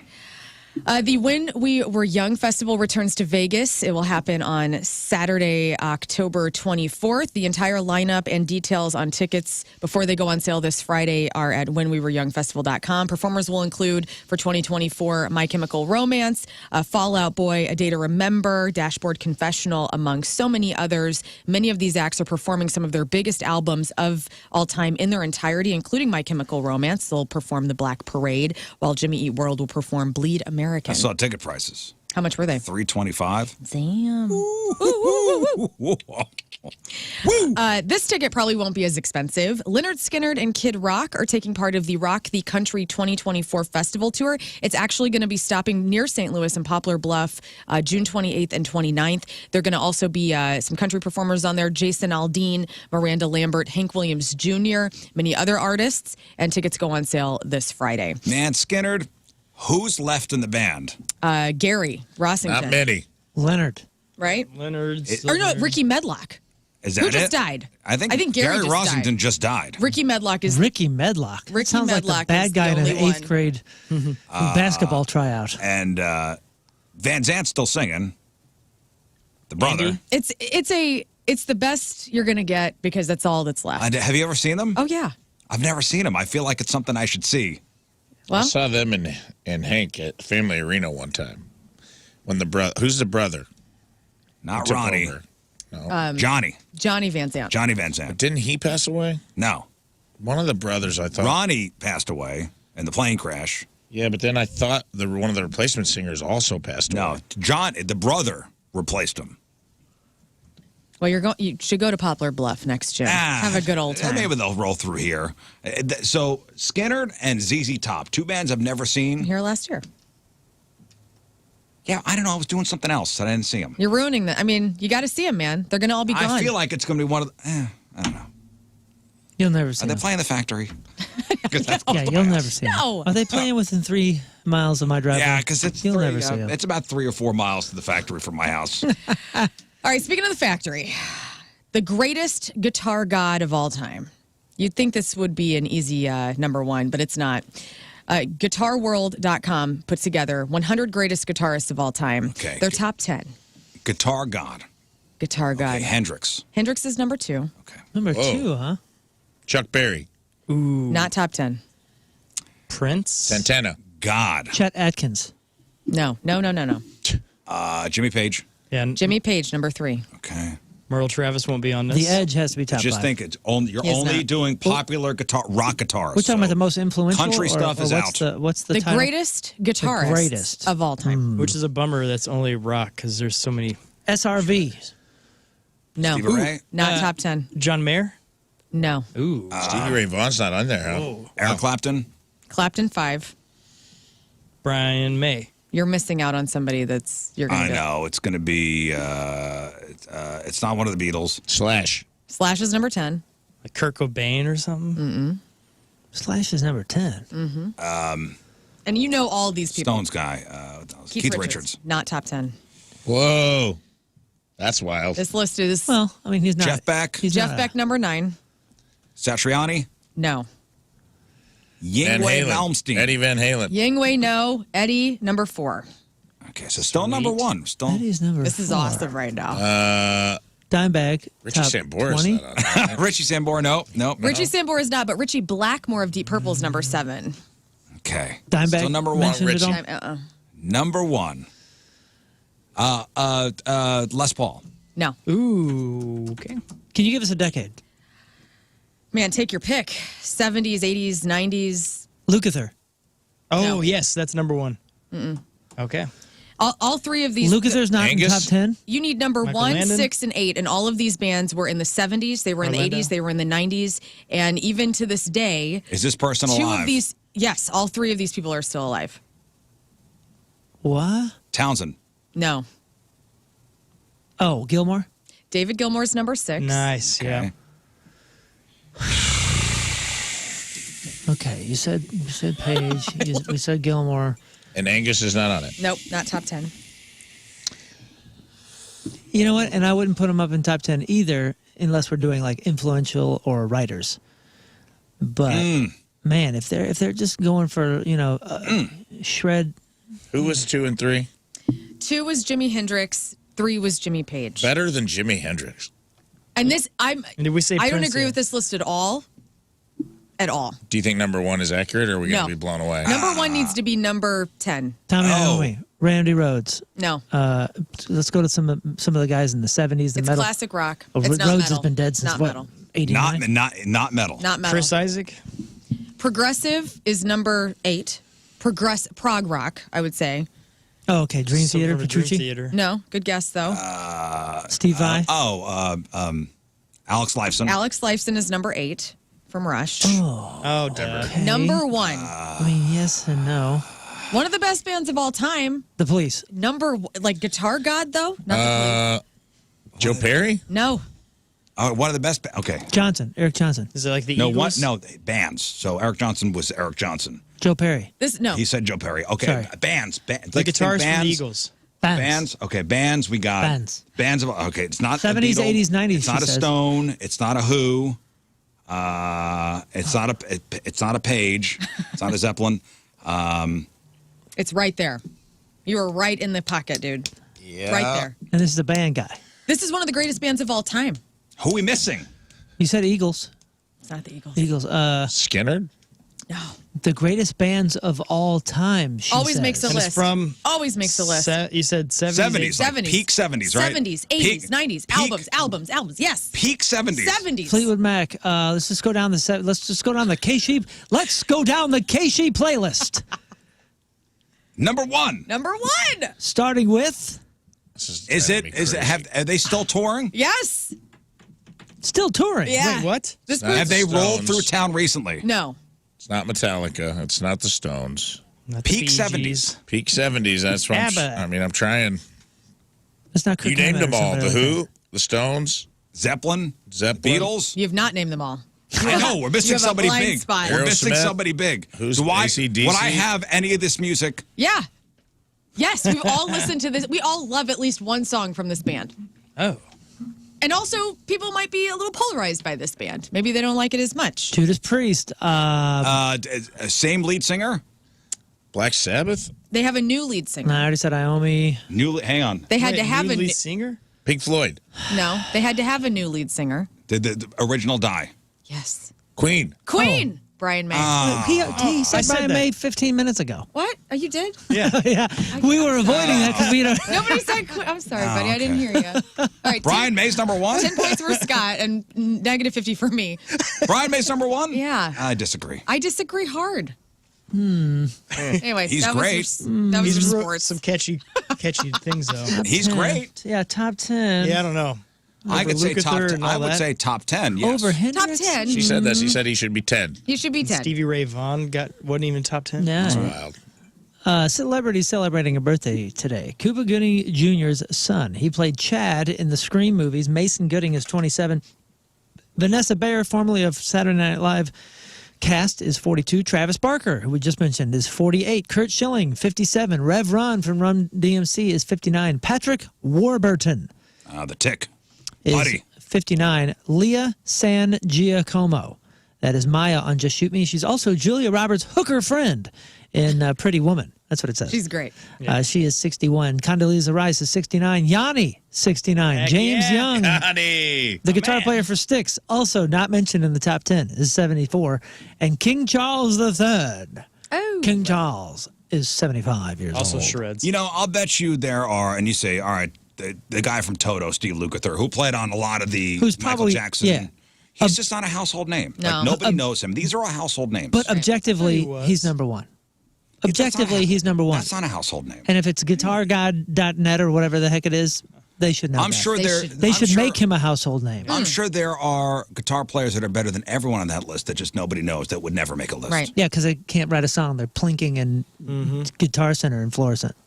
All right, today's porno birthday, which is being brought to you by Patricia's, where fun and fantasy meet, is Jessica D. And today's birthday girl's been in 234 fine films, including All About Ass 7, All Alone and No One to Bone, Ass Quest 2, Ass Fensive 3, Beverly Hills 9021 Ho, Bon Appetit, Chocolate Lovin' Mamas 1 and 4, MILF Mayhem 1, and Who Could Forget a Roll in 2002's Stop My Ass Is on Fire 7. Ouch. Jessica D. would have been 45 years old, died in a car accident back in 2012. Bummer. That's your porno birthday. Those are your crappy birthdays, and that was your crap on celebrities. Now, Jack in the Box are bringing in a ton of food. Yes. Jeez, right? How many people do you think are on this show? I don't know, but there's 25 boxes of food in the studio. What do we got? We got Burgers, we got tiny tacos. We got breakfast sandwiches, mini cinnamon rolls. mini cinnamon rolls. One of the breakfast sandwiches is a bagel. Wow. Yeah, Yummy. that's the new egg and cheese breakfast bagel Yeah. with a freshly cracked egg, topped with melty American cheese, toasted bagel. And they're delicious tacos. I lifted up one of those sandwiches like I threw my back out. They're so heavy. Like they're so heavy. And Kettlebell. I do want to shout out Jack in the Box because they are doing a cool little promotion. Support Shriners Children's St. Louis by buying a $2 air freshener, and the money goes to Shriners. And that's at all Jack in the Box locations through December 3rd. So buy the $2 air freshener at Jack in the Box. Support Shriners Children's St. Louis. And get yourself a tiny taco or a huge breakfast sandwich. Damn. I need like a hernia belt. Yeah. To lift that thing up. Does that count as working out? It does. Yeah. You're done for the day. Like I deadlifted 2 Jack in the Box breakfast sandwiches. No kettlebell swings for you. No. That was I'm enough. good. We got your emails here in a second, but we do have a. You're not vegan. Would you consider as a vegan? Me? Yeah, you're not vegan. No, sometimes I'll intermittently do veganship, but no, I'm not anything. You're not anything. I eat healthy as much as I can. Right. Now, does anybody here know any hardcore vegans? Of course. Yes. Yeah.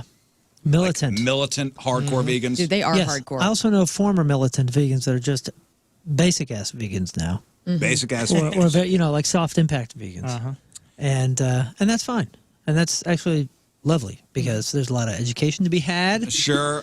There's also annoying vegans. Well, it's the militant ones. The very first militant vegan experience I had was first time I was in this guy's house, and he sat me down and said, "Listen, man, I need you to watch something." And I said, "Oh, okay, cool." I thought it was like some new band thing that he had Was or it something. Food Inc.? It was an hour-long documentary, So like that's this an annoying vegan. this underground documentary. Now, it did open my eyes to a lot of things I didn't realize were happening, but I couldn't work after that. Dude, for I was every supposed to be annoying writing vegan, songs that day. Man.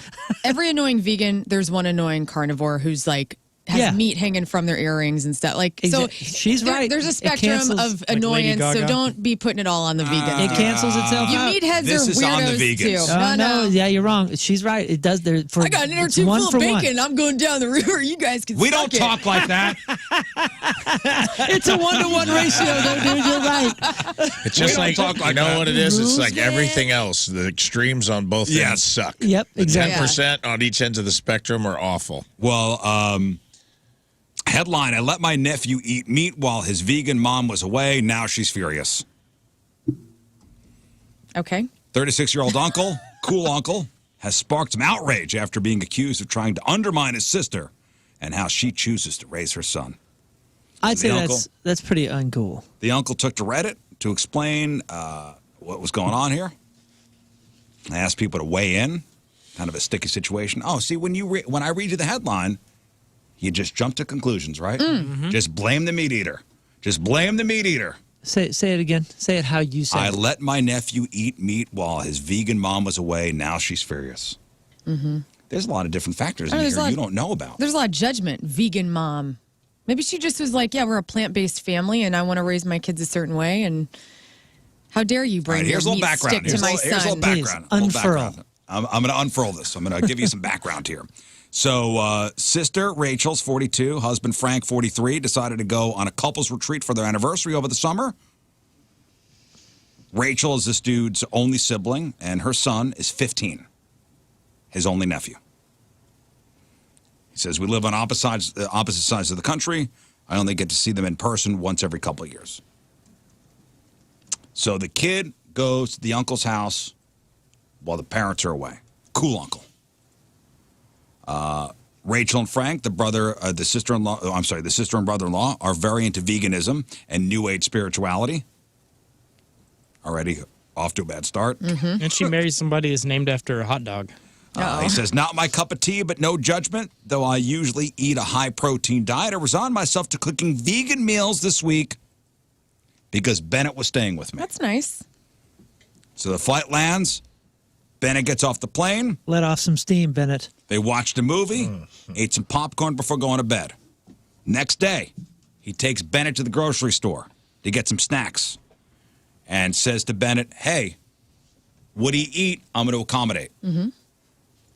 He says normally he would cook, burgers and pork chops and steaks and seafood. Bennett said, oh, that sounds great. But don't go into, don't go to any trouble for my account. The uncle then questioned the nephew like, hey, I thought you were vegan. Right. However, the kid said, the diet wasn't his choice. That's my mom and dad. Oh, okay. He's 15. Yeah. He's 15. Oh, 15. Okay. He's 15. Yeah, he's old enough to start making his own choices about what. He's 15, Yeah. so Uncle's like, all right, cool, man. You went vegan? Let's meet it up. Pork steak it is. Steaks and, ice cream and all the stuff not necessarily vegan. And, in fact, Uncle posted a picture of Bennett eating a steak on social media. Okay, so he took it to the extreme. Right. He's wanting to I mean, make his sister he could have been mad. cool about it. He's being a turd. He didn't let the 15-year-old just, do what the 15-year-old's going to do. He was like, you're going to do it? Oh, okay, bro. You're going to eat that meat? You going to eat that meat? Yeah, bro, let me do this. I'm going to go. I'll be right back. I'm going to go to the butcher shop. Right. You know what I mean? Like, come on. Bennett says he didn't care about any of that vegan stuff. He would be happy to eat what Uncle eats. and the sister never said, like, hey, Bennett has to eat vegan food. So he loaded up the shopping cart with various meats to grill, again, the ice cream. And he finished up his post on Reddit. He said, I had a great time with the nephew. Sad to see him go. Rachel told me later that the visit was the highlight of Bennett's summer. That's nice. Everything was great until a couple days ago when he posted some pictures of Bennett's visit on his Facebook page, one of which showed Bennett tearing into a pile of steamed shrimp. Rachel called a couple hours later, angrily accused me of trying to undermine their values. I told her she never said that Bennett had to keep a vegan diet, and she needed to discuss this with him. Yeah, this is the classic of because this happened in my family. Like my sister and I both went vegetarian for a little while, and when we came home, like parents had to accommodate, right? I think this kid's 15 years old. He's wanting to experiment outside of his vegan family. He's like, oh, God, thank God I'm away from these monsters. It should be met with the same respect and understanding of a kid that has eaten meat their whole life who wants to start experimenting and possibly go down the vegetarian or vegan route. Just meet it with respect and understanding. The mom was probably upset because he sent him home, and that kid farted for 3 days. Oh, yeah, the bowel movements on that kid alone. He had like muscles and all this weird stuff happening. He was blowing that place up. No, he was happy. It smelled like a farm for a while. He could lift weights, and man, he felt great running. Dude, nothing makes you fart harder than a vegan diet. One of my improv team members was a vegan, and she used to stink. I mean, I'm not talking about the diet. She'd I'm clear saying the whole. It's the change. It's the change. Yeah, he had high energy. You don't have meat, and then you have He wasn't meat. lethargic. Stronger He was erections. happy. His teeth looked good. His hair was back. He's like, wow. He called his uncle. He's like, I've never had this before. Clever stuff. I gotta go. I side with the uncle. Obviously, I don't think this is a surprise. Yeah, I'm siding with the uncle on this. Yeah. Uncles have roles in society. Okay, uncle energy is a thing. He did what an uncle should do. He's like, oh, you want to go? You want to do it? We're going to do it right. Let's go. round up the troops. We're going to Schnucks. We're loading this cart up. It's Meatapalooza at Uncle Ron's house. This is how it's going down. And, like, who cares? It was one day. The kid said it was the best summer of his life. And his mom didn't have any specific rules ahead of time, correct? Yeah, the mom didn't say, Bennett needs to have. So if the kid says that he eats meat, then the uncle's probably like, oh, the parents don't, he does, cool, whatever. You can buy him a hooker. You know what I mean? Like That's next summer. Yeah, that's next summer. That's when you're 16, bruh. Next summer. Yeah. I don't know. That's just what uncles do. He lets him drive the truck. Well, Don't tell your mom. Social media, how'd they go? They're They probably supported 50-50. him. Supporting the uncle. Yeah. Rightfully so. Supporting the uncle. 5 years ago, they wouldn't If it have, was- but today they will. If it was so important, then mom would have said, Bennett only eats vegetables. I'm supporting the kid. I don't care about the uncle or mom. I'm supporting the kid. You're 15. You can eat what you want, buddy. Like you're well on your way to high school. You're right, but one person service to that point of view of eat what you want. One person agreed with you, and that was Uncle Ron. He was like, you're right. You're 15. You want to eat meat, bro? You're old enough to decide if you want to eat meat or not. Yeah. I'll give you that. So vis-a-vis, you are supporting the uncle a little bit. I agree with you. I think it's the kid. I mean, if the kid's 4, it's probably a different conversation. Right. Yeah, again, if it was so important, then mom would have given explicit instructions. Coming of age tale. Bennett, why are you so energetic? Your skin looks great. What? What happened? What did your uncle do to you? I don't like it. All right, we got time for a couple emails here. Mooners, your best 2 emails, sir. Oh, best 2. We have so many. We're Well, backing. we only have time for 2. They're backing up. Well, how serious you want to get here? I don't know. Give me one. Give me a good one. I let a woman that I met online manipulate and scam me. She got a very embarrassing amount of money. I let her use my car, and now she's saying I gave it to her. She stole the title. She forged my name on the title. Is there anything I can do about this? I think this is a clear case for the police. Yeah. Not the Riz Show Detective Agency. Nice try. For real, though. This is a clear case for law enforcement. Yeah, I think you can go to the law here. And you stole your car. You are not out of options. You are not out of options. That's Dear Riz Show, I was stopped at a red light and somebody removed me from my car at gunpoint and drove away. Oh, no. What should I do? Call the police. Why are you calling us, bud? Like, I appreciate you reaching out. Thanks for listening. But you're not out of options, man. Like, things can get better, and they will get better. Hang in there. Stop being a sucker. Hang in there. Call the coppers. Call the police. Tell them what you done. Maybe take up a vegan diet. Yeah. Switch things up. Next. My wife and I are expecting our first in May. Found out that we're having a girl, and my initial reaction was disappointment. As an Italian, I always was taught to have sons and keep the name alive. I know that's archaic and stupid, but definitely a real thing, at least in my family's culture. Pumped to be a girl dad and all. I just want her to be happy and healthy. We'll be having another where hopefully we get our boy. Just curious, did any of you guys experience something similar with finding out your first kid's gender? Just hope my initial disappointment is somewhat normal and isn't douchey. Big fan. Just moved to Michigan in July, but lifelong St. Louis, and the podcast has made the transition a lot easier. I will tell you my experience is the first son or the firstborn was a masculine child. So I knew the name would live on. Praise be. Praise be. What's going on? No. What just happened? Oh, you're really helping this guy. Yes. I had a daughter first and second Of and Rizzuto. third and fourth.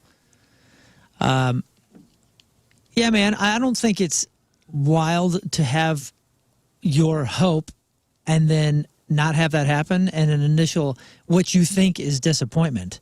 But honestly, all that will change the moment that your child is born. Right. The moment that your child is born. So worry not. I think it's a reasonable worry that you have right now, or like guilt trip that you're putting yourself through or whatever.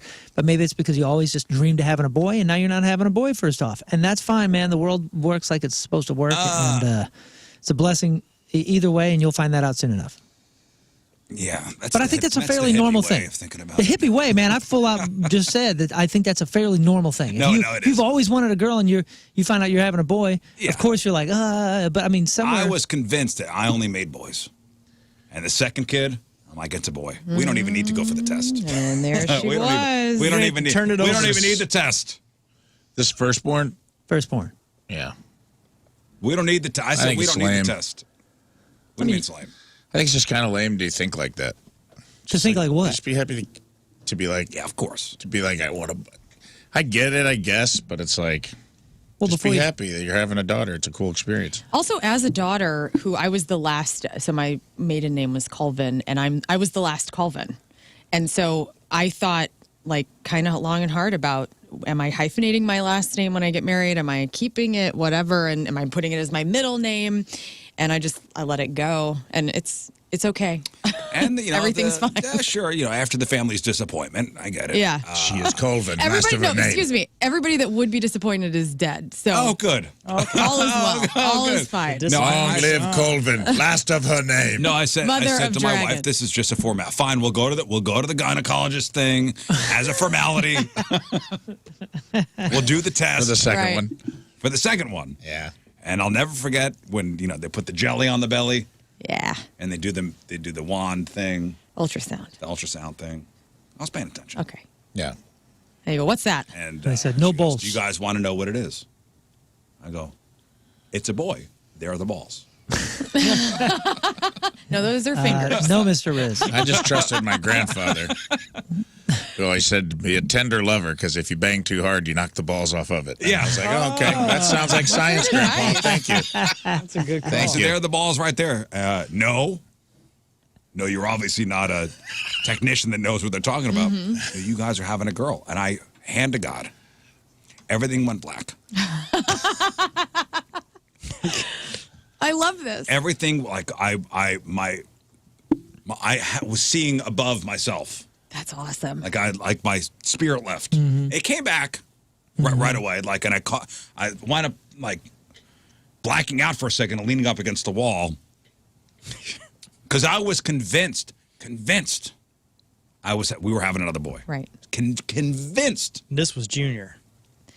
And were you like, I mean, obviously you were excited, but I mean, how did that feel That's to not be obvious. a man and to know, like, to have that, like, oh my God, I'm creating a girl with my lady. Like, that has to feel so amazing. That's like the opposite sex has to feel Fear. so Yeah. interesting. It was fear. No, fear for me too. It's like, and I'll be honest, like I wasn't disappointed. I was just freaked out because I came from a family of all boys. Every cousin I had, the only girl in the entire family was Scott's sister, and I hardly knew her until we were teenagers. Yeah. So like it was only boys. I didn't know anything about girls, so I was kind of freaked out. And honestly, I think it way was the best thing for me to have girls first. It was just a better situation, better they got scenario. different It's harder parts. harder in their teen years, that's for sure. But it was definitely easier in the get go. And a 17-year-old kid didn't know nothing. I needed that. I bet moms, I mean, I've never had kids, but I bet moms feel amazing when they're baking up a baby boy because it's like different parts. Like there's a boy in there. For 9 months, That's you have so a crazy. penis. Yeah, you have a penis inside of your uterus. It's crazy. I never thought about that.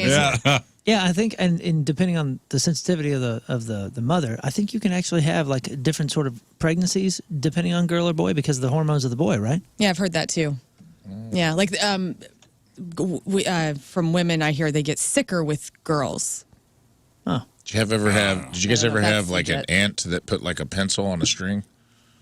No, You guys don't know about this? this is some old witchcraft from ants. This is some Southern Illinois stuff. They put like a piece of thread or string and then put the needle in like the eraser of a pencil and hold it over a woman's belly. And if it went in a circle, Oh, I've heard of that. Yeah. if it went back and forth, it was like a boy. And if it went in a circle, it was a girl, or Wow. maybe it was That's vice some- versa. that's some Science, Game of guys. Thrones crap, dude. I got to get one more because it's not a We're discussion. really running out of time. Go ahead. We were talking earlier about the sensory time at Walmart. Yeah. Somebody emailed them right when we were talking about that and said, has anybody done this? I went Saturday and you can hear everyone's conversations. Parents yelling at their kids, husband cussing out the old lady on the phone because he doesn't know what pickles she wants. The lack of energy was crazy. I get the dim lights and stuff, but you can hear everybody That's true. think. Yeah, without the Muzak playing That's throughout funny. the Walmart, you could actually hear everything. Yeah, he said it was wild. That's scary. Go. 6 today? No, Moon's trying to- going to give he's trying a to call quick the sports shots. report, and then we'll get to the shooting. guys are just. All right, Moon, what do we got? Sports presented by DraftKings at Casino Queen. Think you know football? Bet on it at DraftKings at Casino Queen Sportbook. I'm Moon, and that's your sports because who do you think you are? I am. I'm just kidding. That was awesome. Russell Wilson might not be all the way back, but he still has a little magic left. And the Buffalo Bills helped Wilson and the Broncos get a huge, weird road win on Monday night. Wilson made clutch plays in the fourth quarter. I got some audio for you here in just a second. His biggest one was simply throwing the ball straight up in the air, downfield to Jerry Jeudy. Against an all-out blitz, Wilson lofted a deep pass that was a bit underthrown, and defensive back Taron Johnson committed pass interference for a 28-yard gain. The Broncos were left in field goal position after that play. Remember, the Buffalo Bills were leading the Broncos 22-21 with 29 seconds remaining, and then this happened. 41-yard try for the win. Lutz, he missed it, but a flag is down.